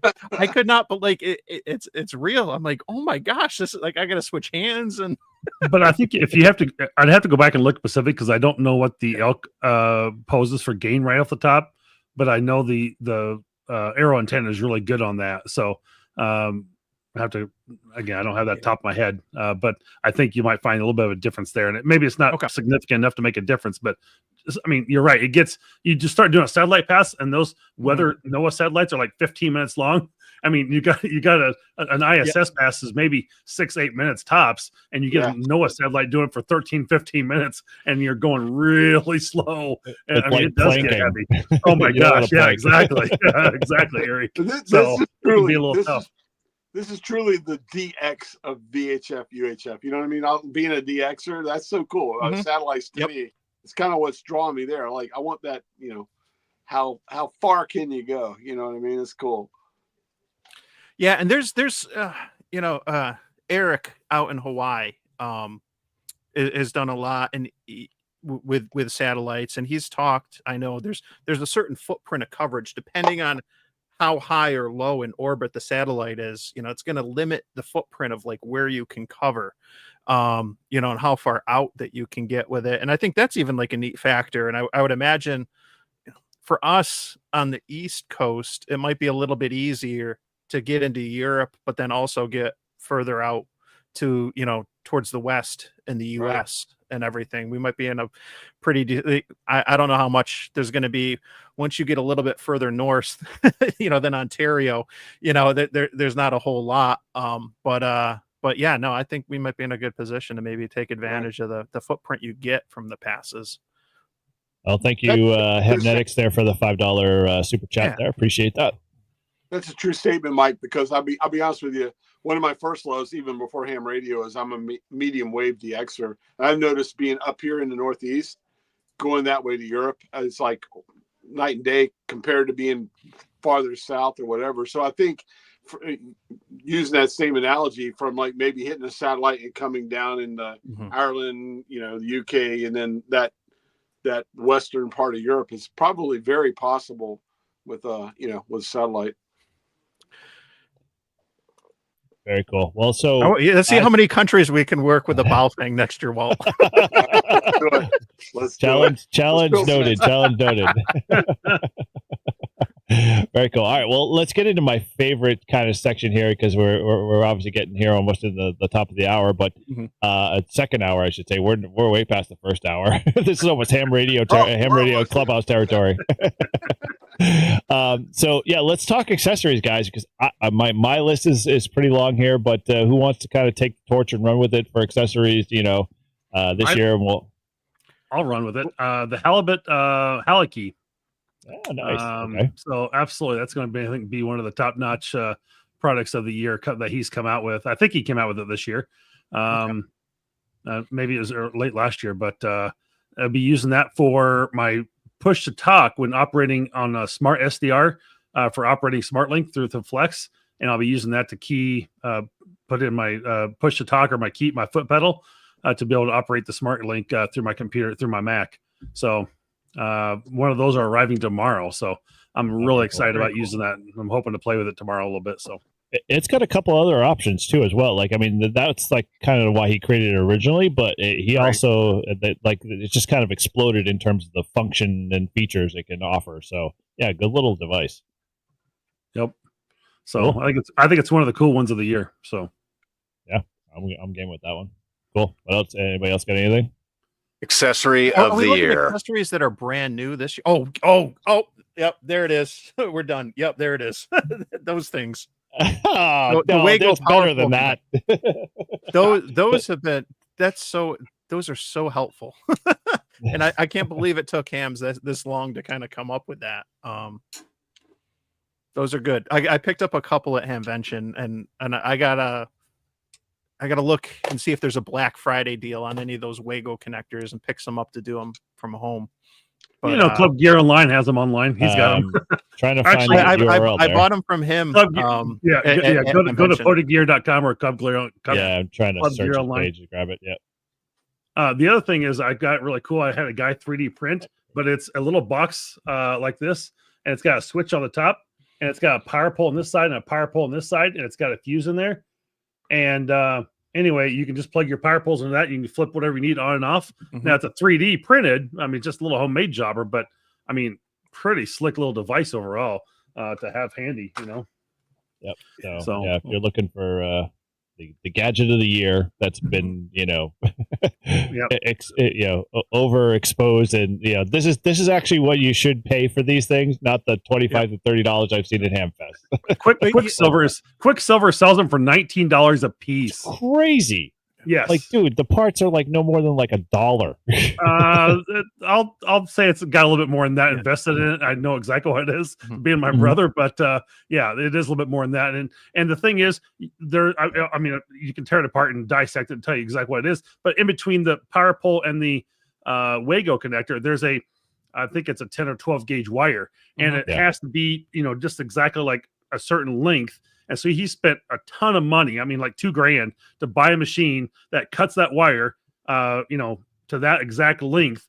And he can print, cut, a couple hundred an hour on it, but it takes a long time to do that. And then you have to cut the heat shrink to each one and then heat shrink them all. I mean, it doesn't seem there's a lot in parts, but there's a lot of time involved in assembly and putting it together. And that's where it comes into for the time. So what I like about those, and I think we all know it's nice to have something like that in case you have a failure out in the field or when you're traveling or something like that, and an issue with the connector to have that. But I think about when I was a new ham and I didn't have power pole crimpers. I didn't know how to crimp power, to put power poles or any of that stuff on. It can be a little intimidating financially to have to spend X amount of dollars to buy crimpers, X amount of dollars to buy the connectors and everything else. And if you can, buy something, I'm not saying like a permanent solution, but you can buy something like that for $10 so that you can easily hook up your radio to your battery.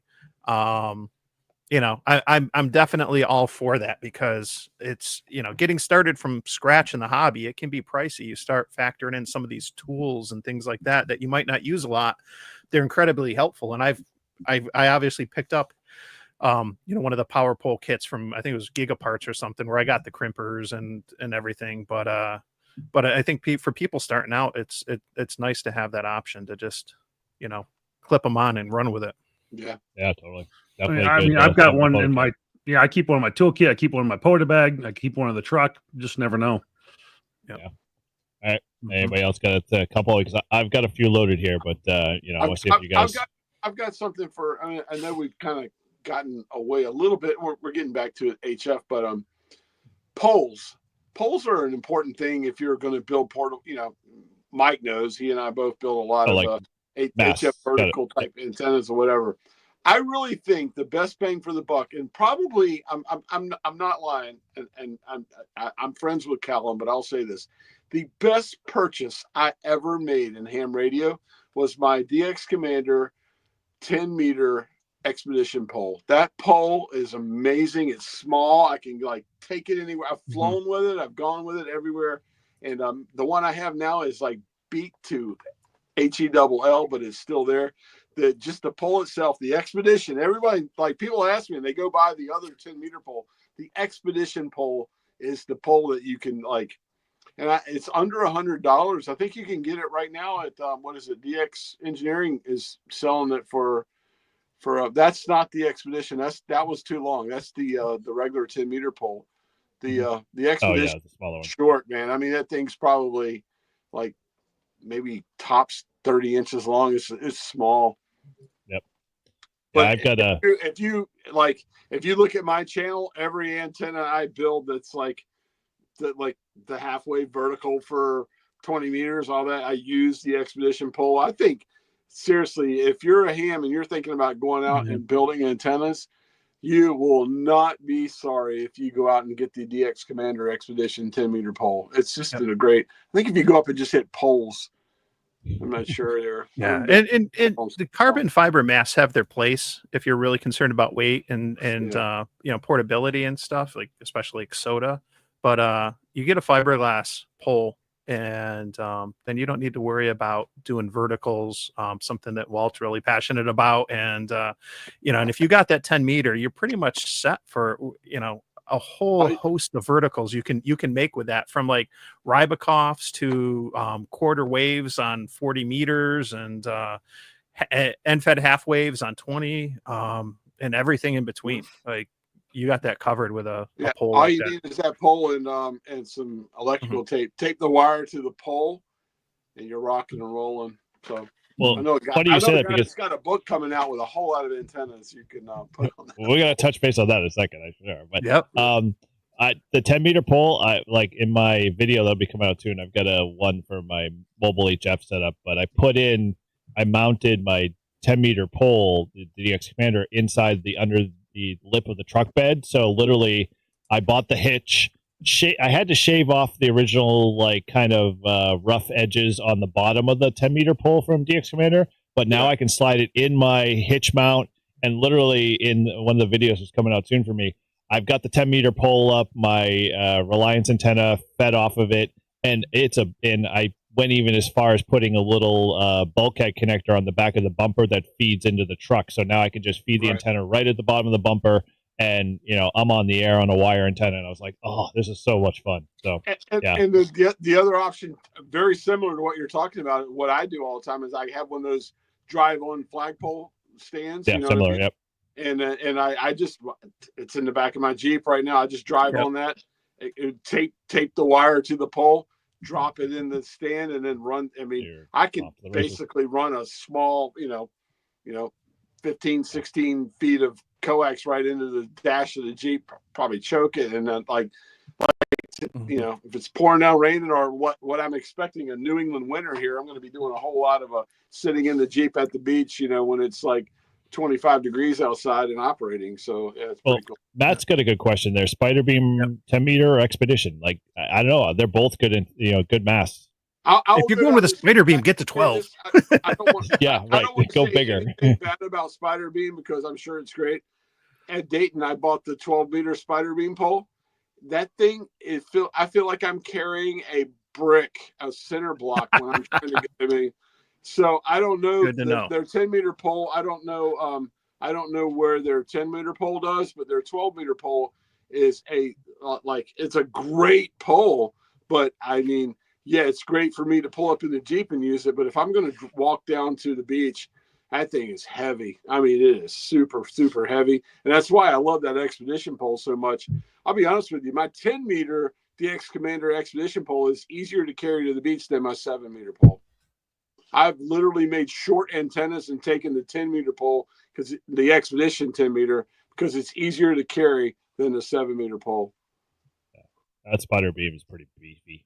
Oh my gosh. Yeah, I have the section. 12-meter one, and it's like I was so proud when I bought that thing. I was so excited about it. And now, you know, I took it out of one activation, and I almost had a heart attack. I'm like, holy cow, that thing's heavy. Yeah. I remember you picked it up, and I saw the deal, and I'm like, ooh, that would be so much fun to get that. And then I saw you, and you told me you bought it, and I was like, oh, I went back, and I was staring at it at the spider beam table, and I was like, not yet. I'll wait for my MFJ to break or something. Yeah, But you're okay. I mean, like I said, I don't ever want to say anything about a ham product that people are trying to put. It's a great antenna. It's a great pole. It's a really good pole if you're going to put something permanent in your backyard and use it permanent forever. For when you're huffing it down through, through sand or whatever, or going to a POTA activation or whatever, and you're carrying everything, or you're going to. I'll be honest with you, I don't know how anyone would do a SOTA activation with that pole, because you're going to you're going to stroke out before you get to the top of the hill. It's just heavy. And Mike, my advice is you might want to go to a smaller antenna. The Rybakov, car antennas. Those things are beefy and heavy. They'll break a couple of masts on you, no problem. Yeah. So, Speaking cool. of the Rybakov, it's amazing how popular that antenna got. You know what I mean? Like even now, I saw a video yesterday. I think HOA Ham's using the Chameleon 25-foot telescopic whip. He's kind of joined at the hip with Chameleon. He's all about Chameleon. But it's interesting how that antenna has really taken off and done well. I mean, it's kind of funny. When I first researched that antenna, the only thing I could find on it was a couple things on the internet and TIM, G5TM. That's all that was out there. And I was like, okay. And it was funny because I found that I'm always the guy when I do a video, I don't want to copy somebody or step on somebody else's, thunder or whatever. And I contacted Tim before. I was like, hey, Tim, I found this antenna, the Rybakov. You're the only person I've seen that's done a video on it. He goes, yeah, well, go for it, whatever. And if you notice my very first Rybakov video, I mentioned Tim in it. But it's funny how popular that antenna has been. Now, Mike, you did videos on it once again. Yeah. Mike, I think you used my sketches in it. Mike's like, all right, Walt, I'm doing this. I was like, go for it, dude. You need to try this antenna, because me and Mike are friends or whatever. But it's kind of funny how the Rybakov has taken off in the last 2 years. The videos I did on the Rybakov, and that's the difference with Walt and I. Walt will say Rybakov, I'll say Rybakov. It sounds more meaningful. It's menacing. When I did it, those were the first videos I made, as a newer YouTuber that got, thousands of views. I was like, whoa, this thing, you said it best when you said, the Rybakov took off, because that's what it comes down to with that antenna. Is it's about takeoff, and it's just short enough on 10 meters where you're going to avoid the lobes in pushing a lot of the RF up too high. And so you're going to get really good gain on the low takeoff angles from everything from 10 up through 30. 40 is going to be questionable. You're a little short of a quarter wave. You're close to a quarter wave on 30, and I've had good luck with it on 30 for FT8, but you get fantastic takeoff angles. So if you're into DX like Walt, and if you want something with a small footprint where you can just, straight up vertical up a mast and, put out a couple radials, it'll perform fantastic. The only hitch is, you need a tuner that'll, bring everything into line. But what you might lose, and, people get caught up in the SWR and, the antenna is not efficient or whatever. There's more than just, how efficient is the antenna. You look at things like the radiation patterns and the takeoff angles, and all that comes into play. And, so I don't need them. Dipoles are fun, and I use them often, but you don't need to have like that perfect antenna.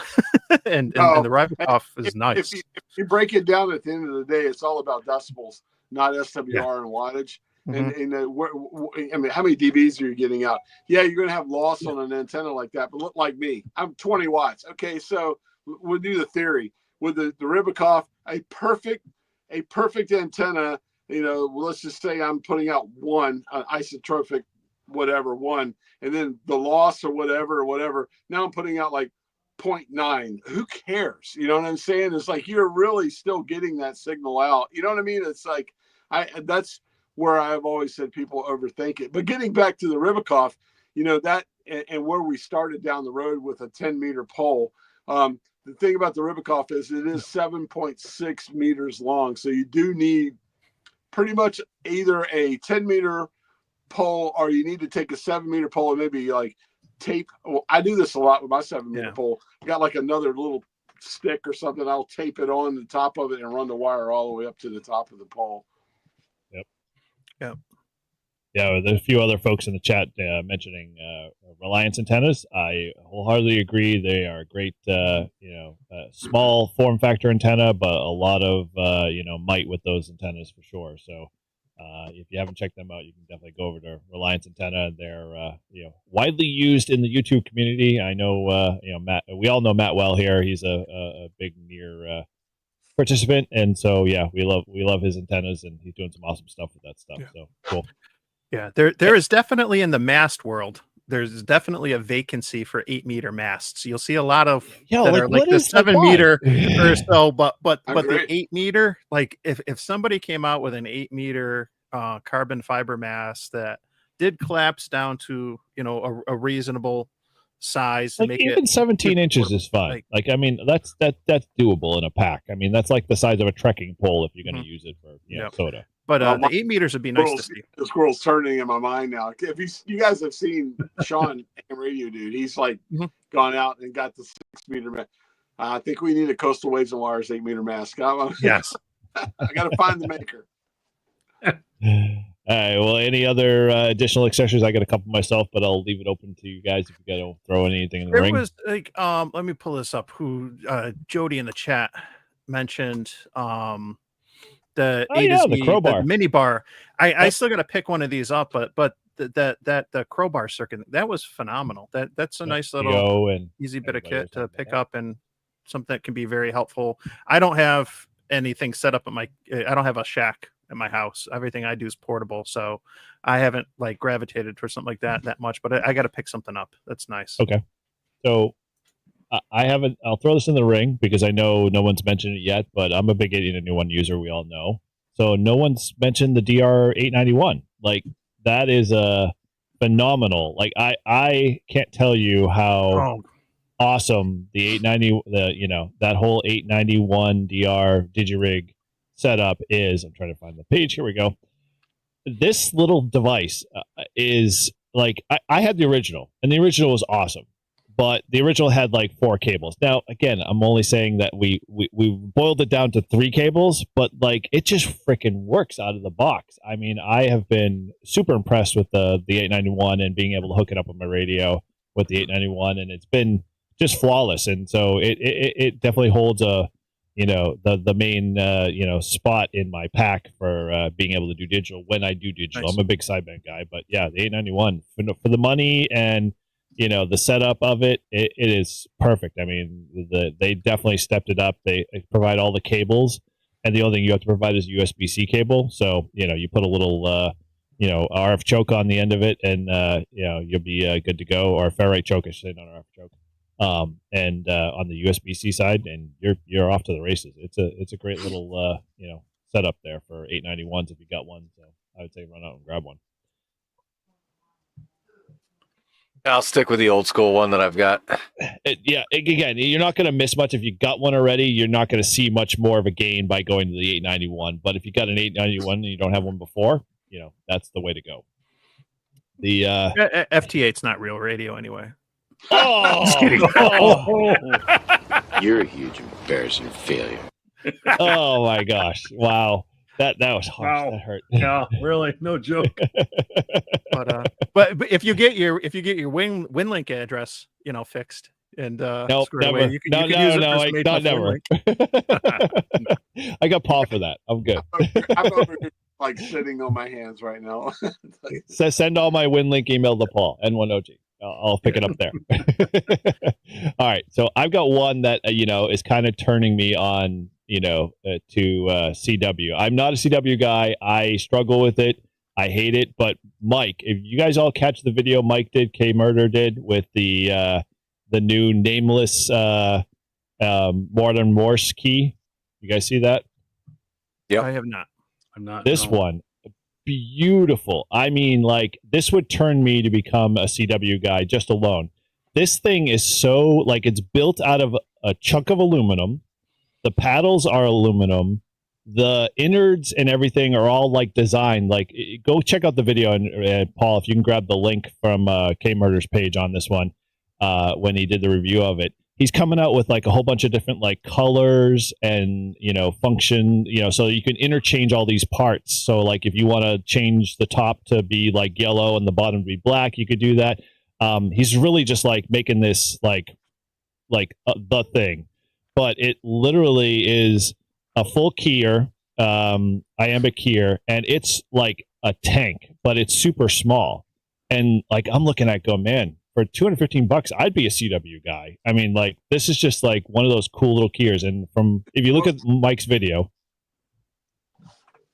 did you say $215? yeah, but it's aluminum. It's 100% aluminum. Like the whole thing is like carved out of a block of aluminum. I mean, and all the innards and everything. And I like the video. So you could like probably tune it with a G90. You could tune it with anything. Right? Like, God, this thing is, you know, this is beautiful. This is like turning me, and I'm sure this is some CW guys maybe here in the chat, but yeah, this is a little, you know, a nice key. I you know, I might actually pick CW up because of this key. It's the, you know, that, you know, cool. So, but yeah, I would say go check out Mike's video on that one. It was really like, I was like, yeah, CW key, and then I watched it. I was like, oh man, that's a nice key. Ooh, I like that feature. And you know how it goes with those rabbit holes.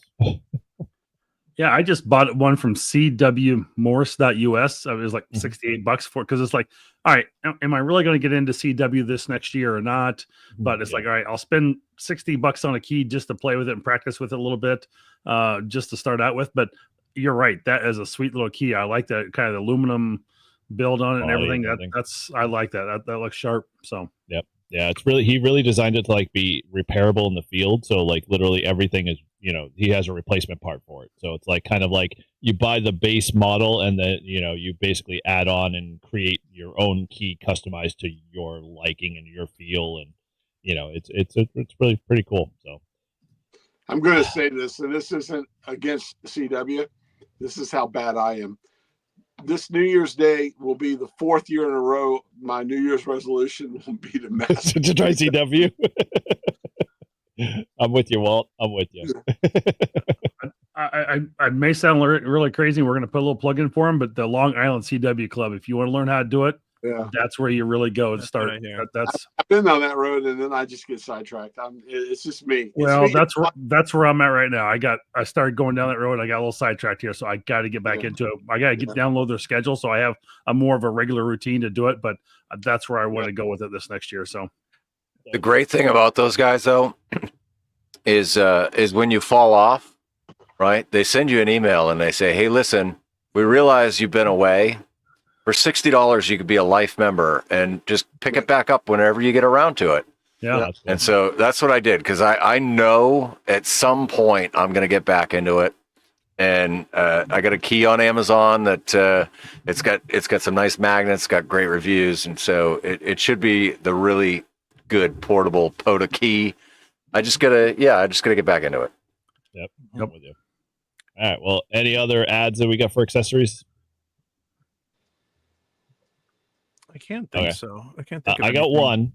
Okay. You know, and this came out this year was the Mad Dog coil. That was an antenna pick. I'm a big vertical guy. I love, you know, vertical antennas, and I'm all about coils and whatnot. And so, hopefully, I've got a little review coming up, a little plug here on a matchup against the, you know, Mad Dog coil, the Wolf River coil, and the Res antenna, and see how they all stack up against each other. But yeah, I love my Mad Dog coil. It's an awesome trade-off. Great construction, super portable, super light, works, you know, well. And you know, I use it every time I get a chance to get outside. And you know, my Wolf River coil I sort of use, but it's taken kind of backseat to the Mad Dog. So you know, I love that. I have the Mad Dog as well, and I'm going to say that you are spot on. It is a great coil. Yep. Yeah, he is. He's done some awesome stuff. He sent me the 80 attachment, and that 80 coil, I could grab it in the back, but the thing is like a tank, and you put it on top of your 40, and it's like, that's not going to hold it. It's way too big, but I got to go play 80 someday with it. I was thinking about getting out tomorrow and trying to work like tomorrow night, work 40 and 80. I might actually take the Mad Dog out and do it. Like, cool. I'm kind of like Wolf River Coil, Mad Dog, Wolf River Coil, Mad Dog. You know what I mean? It's like, it's a great antenna. I mean, a great coil. It really is. Totally. All right, cool. Well, any other you want to throw in the ring, or we're going to kind of wrap this up because we're getting a little long here, but all good conversation tonight for sure. Hopefully folks we gotta get to we got that one little sneak peek we gotta get to. Oh yes, right, yes. I totally, man. Thank you, Mike. I teased a couple people in the chat about it. So let's open it for the floor here a little bit. We're going to talk a little Seat Mike. So Mike, if you want to take the controls here and kind of dive into a little bit, I'll control the stuff in the background here. Let's see how this goes. So let's see. All right, Walt, run with it, buddy. Guys. All right, so the book is going to the editors. This, if people know me, the Salty Walt's portable antenna sketchbook is going to the editors. I'm going to finish it up this weekend. It'll be there Monday. This is a little sneak peek of some of the sketches. It's going to be like 20 chapters, about 20 different antennas. I'm going to put a little sketch in for each antenna. Obviously, what you're looking at here is the quarter wave vertical. I am a I'm an engineer, but I started out as a draftsman on the board with pencils by hand. So when I build an antenna, I usually sketch it up real quick and decide what I'm going to do. And over the last 2 or 3 years, I put them on social media. People are like, "Oh man, I want that. I want a copy of that. I want, whatever." So I'm very, very blessed that the ARRL is going to, publish this book, and I'm getting close to it. So little sneak peek of what you're going to see in the book or whatever is stuff like this. So if you're an antenna builder, there you go. I also like, if you don't even have to do the math, you can you want to do a quarter wave vertical antenna, I did it for you if you're an SSB guy, stuff like that. So here's this. I wanted to do a little sneak peek of some of the easy, just the sketch parts of it. What I'm doing. There's going to be a lot of what you'll see with each antenna will be the antenna itself, a little narrative of how I built it, some of the equipment, what I use for it. There you go. This is the one of my favorite antennas, a vertical infed halfway for 20 meter bandwidth. You're going to see a lot of stuff like this. The Ribicoff will be in the book. I did not send the Ribicoff sketch, and this is a couple I sent over to Mike to just kind of show. But yeah, guys, from the American Radio Relay League, probably right after the first of the year will be my book. It's coming out. It is the Salty Walt's, portable antenna sketchbook, and you're going to see a lot of sketches that I've done, along with all the material that's going to take to build the antenna, a little bit of thought behind each antenna, and a lot of pictures from where I actually built every antenna. There are going to be 20 different antennas in the book that I'm going to put in the book. 20 different antennas. I've built every one of them more than once, and I'll put my results in there, as well as kind of a little bit of background on it as well. So I'm so blessed that the league contacted me and wanted me to put this book together. I did kind of want to tonight, kind of like, just, this is the first time you've seen it. There you go. People that follow me or are on my other social media have seen other sketches I've done. I've cleaned, as you can see tonight, I've kind of cleaned them up and put a little bit more effort into them. And there you go, guys. It's coming out. I'm thinking it's going to be out hopefully before Hamcation in Orlando. So probably by the end of January. That's really up to how many back and forth we go through the editors or whatever. But it's getting ready to get published. And I said this, you'll see it in the book if you buy the book or whatever. If you're looking for the Mozart symphonic, excellent antenna building book, you don't want this book. You want the ARRL antenna book. If you're looking for like the garage band, Jimmy Buffett, hey, let's cut some wires and go out and build an antenna, this is going to be the book for you. And I'm, like I said, I'm getting ready to get the book out, and anyway, guys, all of you, thanks for letting me kind of show that at the end here. That is the first. Mike has it. This is the first sneak peek of like the new sketches that I've done for the book, and there we go. It's right, going to be really cool to see that, because they're going to take some of this. It's going to end up in the antenna book. I can't wait to see it in there. Like Salty Walt section. I seriously, I'm so excited for you in that. I think that's cool. They're going to have at least some of those sketches are going to get lifted and put in an antenna book at some point. The one antenna in the book, there are two antennas that I will personally say that are my antennas. The 17.5, that's me all the way. Yeah. No one ever called that antenna. I mean, let's be honest, it's just a 17.5 foot piece of wire in the air. But I kind of like really did a lot with that and adding the 4-to-1 to it or whatever. But the one antenna, if it makes it to there, I will like, it'll be the most thing ever. It's the Coastal 20. I know, Mike, you've built it. I've kind of really perfected that antenna. That antenna started out with a 9-to-1 unun. I went to a 4-to-1 unun. And now I'm using a 4-to-1 Ballon on the Coastal 20, and which will be in the book. And it's like, boom. I experimented with different. I mean, I've built that antenna now probably 40 times, and like 5 of them on video. The other ones were just me trying to make this antenna right. That antenna is going to be in the book, and if the K4OGO Coastal 20 antenna makes it to the ARRL antenna book, I'm good. I'm done. I'm retired. I made it. So that's where I'm at with it. But anyway, guys, thanks for that. I just kind of want to, like I said, this is. I kind of don't want to spam it too much with those sketches or whatever. Mike is a dear friend of mine. I sent him to him and said, hey, we can talk about this a little bit tonight, but there you go. The book, I'm going to lock the doors this weekend and just go back and check everything I've done and kind of edit it or whatever. And then Monday I'm sending the final draft off to the ARRL, and hopefully this book will be out. Awesome. We'll see how many rotations through editing it takes, but hopefully it'll be out in the first of the year. And I know this sounds cliche, but I am freaking blessed that they chose me and asked me to do this. I'm really excited about it. Oh, we're all excited for you, Walt. You should be proud of that. Awesome. Yeah, totally.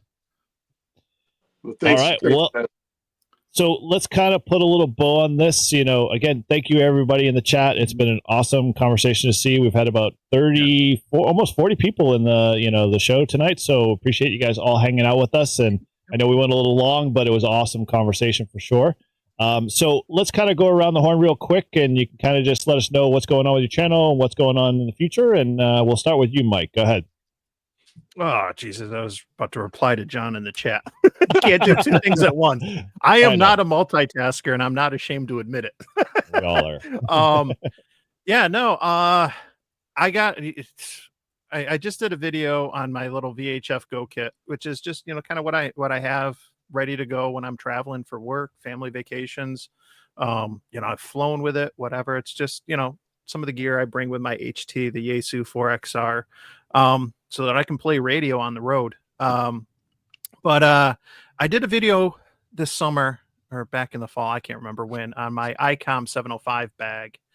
And anytime I do these videos where I kind of take what I got in my bag, and I'll preface it by saying this, I don't stage it or anything. Like, I don't go through and make sure everything's in there perfect. Like, I legit open the bag up, like, this is what's in it now, because as I'm going through there, like, I always get thinking like, oh, do I need this, or I'm missing this? And and it's helpful. And so I did that VHF kit, and I already started thinking, how can I minimize this? What do I really need? Do I need all this or not? And I want to do something smaller that I can stick in my wife's car, so there's always something there. But I wanted to do something with the 705 because, as I mentioned earlier in the stream, I got a new car. I don't have a radio installed in there. I'd like to do something at some point, but I want to have the opportunity to play radio easy and not have to, even something as simple as grabbing and going. No, I want to be able to already have what I need with me, so that if the opportunity arises, like it did yesterday, and I had an opportunity to do a quick POTA, I have what I need. And so I minimized my 705 bag. I'll probably shoot the video this week and what I did and the bag that I'm using and, the gear that I put in there. But yesterday was really that first test where I was leaving work and I was like, hey, I got time. I can swing by and do a quick POTA. I got just under an hour of free time and, got out to a twofer, got set up on 40 meters. And like in less than an hour with a 705, I got, I think it was like 50 something contacts. It was phenomenal. Like I did great. And I had a blast. And I want that opportunity, being a dad and being on the go with the kids and practices and work and everything else, like, to kind of have the bare minimum of what I need to play radio when the opportunity comes up. So I'll be working on that bag and kind of hopefully testing this out, because when we do things like this is kind of what we learn. Like, what do we really need? What do we not need? And it'll be interesting because I can only fit so many antennas in there. And so I'll experiment with it, with whether it's with, an end fed and a resonant antenna, or I can still fit the tuner in there if I want. And I got the Reliance 9-to-1. And so I'm going to try some different combinations and stuff, but it's fun. So I'm looking forward to getting that out there soon. And no contest this weekend. So hopefully I can sneak out and play a little. Mike, real quick, what do you use for a tuner for the 705? Do you use the A2 705, ATU 705? I got the MAT 705. Oh, the MAT 705. I'm sorry. Yeah, that's it. I use the MAT 705. I think it's like 705 plus or whatever. It's the USB-C rechargeable one. Yep. I got a deal on it. I bought my 705 used and I got the tuner used. That was on eBay and it's worked out good. So far, so good. I don't use it all the time. Obviously, if I'm using a Rybakov or something, I got to use it. But I don't use it a whole lot. But it's nice to have that option. And like I didn't pay much for it at all. It was a steal. So. Very cool. Well, appreciate that, Mike. Definitely looking forward to it. And I'm just going to say, caveat wise, I'm going to do stage an Instagram TikTok where we stick like an old pair of boxers in your antenna bag. And so when you actually do an unveiling of your bag, lo and behold, it's live and we get a little bit of a rise out of that. So be kind of fun. All right, whose cool. panties are these? Yeah, exactly. So with that, over to you, Paul. How what's going on your channel, and what can you do to wrap things up? Well, so I want to say this has been a great conversation. I broke my 7-meter Tenkara mast, so I'm going to be shopping around for a Black Friday deal on a new mast. I got a couple to watch now. Big thing upcoming on my channel is on the 30th at 9 p.m. Eastern. We're doing a live stream for the 2,000 subscriber giveaway. Long overdue, but I appreciate all of the subscribers and everybody that's watching the Weekend Warriors podcast and Live Free and Ham podcast and all of the other shenanigans that I put out there on the YouTubes. So we're going to be giving away the Gigaparts Explorer bag, a Baofeng UV5X3, a tactical emergency knife, and some other Live Free and Ham and Flag and Torch swag. So don't miss that. Go to my channel for those details. And thanks for being here, everybody. Very cool. Well, Radio Shack. So with that, I'm going to actually be Paul's Frank, hopefully. So, you can all make fun of me, and I'll be helping running the levers in the background there. So that'll be fun opportunity for me because, I don't usually have the opportunity to be in the background, but whatever. So cool on that. I'm glad you hit the 2,000 subs and looking forward to some awesome videos going in the future. So with that, Marvin, how and where can we find you and what's been going on, and what can we expect out of you in the future? Yeah. So I've got, again, I just said, hey guys, thank you. Appreciate it. First of all, yeah, you're right. This was a great episode. I got 3 more subscribers out of this. So we're almost, we got 90. We're going to try and get to 100 yet before the end of the year. So thank you for those folks who have subscribed. I've got 6 more podcasts coming out before end of the year. And there should be some really good ones talking about some stuff that's good for 2025. Talking about different memberships, even of all the things you can belong to and the opportunity cost that comes with those and the benefits and stuff that you get back. It's just kind of a little teaser and things like that. So I've got some really good topics coming out on that. and I've got an interview showing up with a video coming out. I'm just waiting on a little bit of audio I need to figure out on the I'm trying to record offline for that video.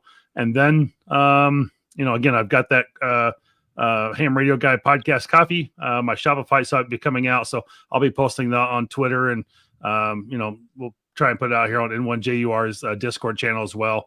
And so I appreciate your support there. And I just continue to grow. I mean, this has been a tremendous year of growth for me. I started YouTube for the first time, and this year in January, and it's been a really great opportunity. I've got a great Patreon channel, still trying to grow that. I want to give away an FTM 300 here in the next 2 weeks or so. So I'd like to get a few more paid subscribers on the Patreon channel, but so I can give that radio away. But I'll give that away right before Christmas and get a new FTM 300 out the door. So anyway, I just want to say thank you to everybody who's listening and everybody that's there. And, I got, again, a lot of podcasts and stuff coming out. So stay tuned, and appreciate you listening. And I'm over 10,000 downloads. So it's been great. Sweet. Awesome. Yeah. Well, if you haven't subbed to any of our channels, they're all links in the chat there. So if you want to go show some love to Marvin and everybody else here, you're Absolutely. guaranteed to receive some awesome content. And these guys, I love hanging around with them, because I'm always impressed and always learn something new every day. As Paul says, I feel like ham radio makes me feel dumb, but around you guys I feel smart. So all good. All right, cool. Well, over to you, Walt. So what's going on, and anything you want to share with us to kind of close out tonight? First off, I want to say this, and I truly mean this, because I've been in a lot of, I've been with the coffee guys, the European guys, everybody. It seems like the times I've been with you guys, these are the most intelligent and really true great streams that I've been in. This was a great stream. We got to talk about, we talked about good stuff. Mm-hmm. So I really enjoy being with you guys. So I'm thanking you profusely for inviting me tonight. I enjoyed it immensely. As far as the channel, like I said, I'm going to kind of really shut the door and engulf myself in finishing up the book this weekend. I do want to build a quarter-wave vertical for 40 meters. I might get out tomorrow night. The one thing about being in New England, it gets dark up here. You northern boys, I'm a oyster shucking southern coastal cowboy, and it don't get dark till 5:30 there. Up here, it gets dark so fast that I get off work and I got to deal with darkness. So I'm really thinking for the channel itself, probably over the next few weeks, maybe the next couple, 2-3 months, you're going to see a whole lot of 40, 60, 80 meter for me. I got to get out at night when I get off work and operate portable. So I'm going to start building some antennas down that, going down that path. And I might even tomorrow night, I want to, even though I'm busy and I got a lot going on, I am going to work. I'm going to shipyard to work tomorrow for 8 hours in the morning, but and then wrapping myself around the book or whatever. I do want to get out and operate this weekend. So I'm thinking about building a 40, like I said, a quarter-wave vertical for 40. I might do a video on that. Sometimes I like to just go out and operate and turn the camera off and have fun with that as well. There's something about that, man. That is definitely something that I suggest everybody do. Yeah. So, as much as I do love YouTube and love, making films or whatever for it or whatever, sometimes, I just like doing it. The funny thing is, and you guys, Marvin, you're talking about getting up to a certain point and, everybody, Mike, whatever. The funny thing you'll find out is, as your channel grows and grows and grows, it's sometimes hard to do that without the video on, because as soon as you key up and say who you are, people, they recognize you from, and I'm coming up on 25,000 subscribers. So I'm having a hard time being anonymous when I'm operating. I'm not complaining. That's a good thing, but sometimes it's not. Sometimes you just want to just be a regular guy, operator or whatever. And you kind of lose that a little bit. Although when people go, "Oh, I love your channel" or whatever, it's so flattering, and I love it. I do, but it's humbling. Yeah, it's humbling as well. It really is. It's humbling. Yep. I think the thing that excites me more than anything was, and I get this, I got 2 of them today in the channels, was I was an operator for 50 years. I quit ham radio and was done with it. I started watching your channel and you ignited me to get back into ham radio. Those, to me, that and the new guys, the guys that are I'm going to get my ham license because I enjoyed watching your channel. those are the ones that really excite That's me. worth So, it right there. yeah. So those are the ones that really excited for me. But you guys, I mean, like I said, that's really where I'm at right now. And all in all, man, you guys, hey, I want to like keep coming back with you guys. If I talk too much, tell me to quiet down. But I love being a part of the Northeast, guys. I'm enjoying this so much. Like I said, I meant it when I first started talking. These feeds that we've done together, whatever you want to call these live streams, I think we stayed on topic and we touched on the points. You know what I mean? The HF items.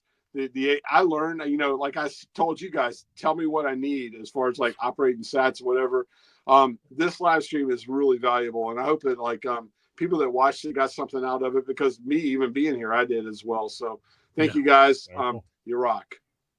Well, we appreciate you, Walt, and everybody here for sure. You know, as always. They think he's a righteous dude. So, you know, with that, you know, like I said, with my channel, I've got a bunch of videos coming up, and they're, you know, I alluded to the DigiRig 891 that's coming up. I've got my truck video and a slew of other things that are all in the queue there.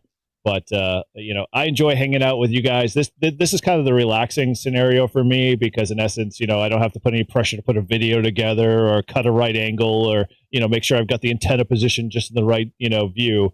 So, you know, it excites me to just hang out with you guys and just have these chats and talk ham radio, because, you know, first and foremost, as Walt said, you know, the hobby is more important to me than, you know, the YouTube channel or any of the other, you know, stuff that kind of goes with it. And, you know, it is fun to, you know, have someone recognize you when you do a POTA and they're like, oh, yeah, I've got your channel, blah, blah, blah. But, you know, hey, first and foremost, I'm just a ham just like them. So all good stuff. So.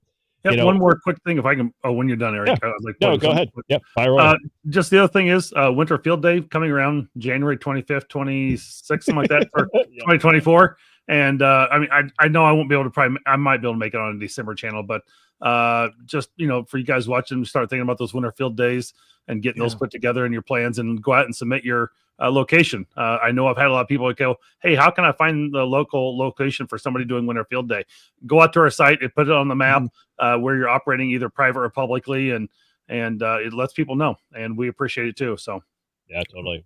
Marvin, I'm sure, is going to be doing the circuit around for Winter Field Day. Yep, you know, we're going to start that very soon. And so we're looking forward to having him on Live Free and Ham too as well. So you know, stay tuned for that. But you know, outside of that, you know, Winter Field Day is Winter Field Day for me is low key in sense it's more camaraderie and playing radio than say ARL Summer Field Day, where it's like a lot more public stuff. It's eating chili and having a good time. Yeah, totally, man, totally. If you're bringing chili, man, then you're good in my book. You're aces in my book. Absolutely. You don't do Winter Field Day without chili. Come on. That's very true. Where have you been? Very cool. All right, well, kind of wrap this up. So, you know, obviously, you remember, head over to Get Hammed to pick up your pigs, because we want to spread the love there, and, you know, show that we love ham radio there. You can always get your set there. And if you haven't already, you know, make sure you click Marvin's link, subscribe to his channel, you know, check out his coffee, because I'm sure it's going to be some awesome stuff there. And as always, you know, we are excited, and we thank you, Walt, for, you know, contributing so much awesome stuff and creating a great book. It's going to be very, you know, informative, and, you know, we'll say the working man's antenna book, which, you know, I prefer to, you know, have in my arsenal than, you know, something that, you know, is a little bit more, you know, formal, we'll say. Right. So, you know, with that, you know, as always, you know, you can head over to all of our channels and be part of that. But I'm losing my place here. So outside of that, I'd say, you know, hey, let's put a bow on this and wrap it up. and thank you to thank you to the few super chats I got from Aaron, from Paul, from Jody. Okay, cool. And stuff. So thank you guys very much. Appreciate it very, very much. And thanks to everyone who stuck with us for if you stuck with us for this long, or you tuned in late, you still got some good stuff. Thank you guys for being a part of this. I had a blast tonight. This was awesome. It was fun. So thank you, thank you. So yeah, if you're just jumping in now, we do this once a month. So, you know, keep an eye on all our channels. We all stream from our own channels here. So, you know, we all want to be part of this, and we just love hanging out and talking about Northeast stuff. So go with that, man. With that, we'll say 7-3s and have a good night. And say, see you later. 7-3.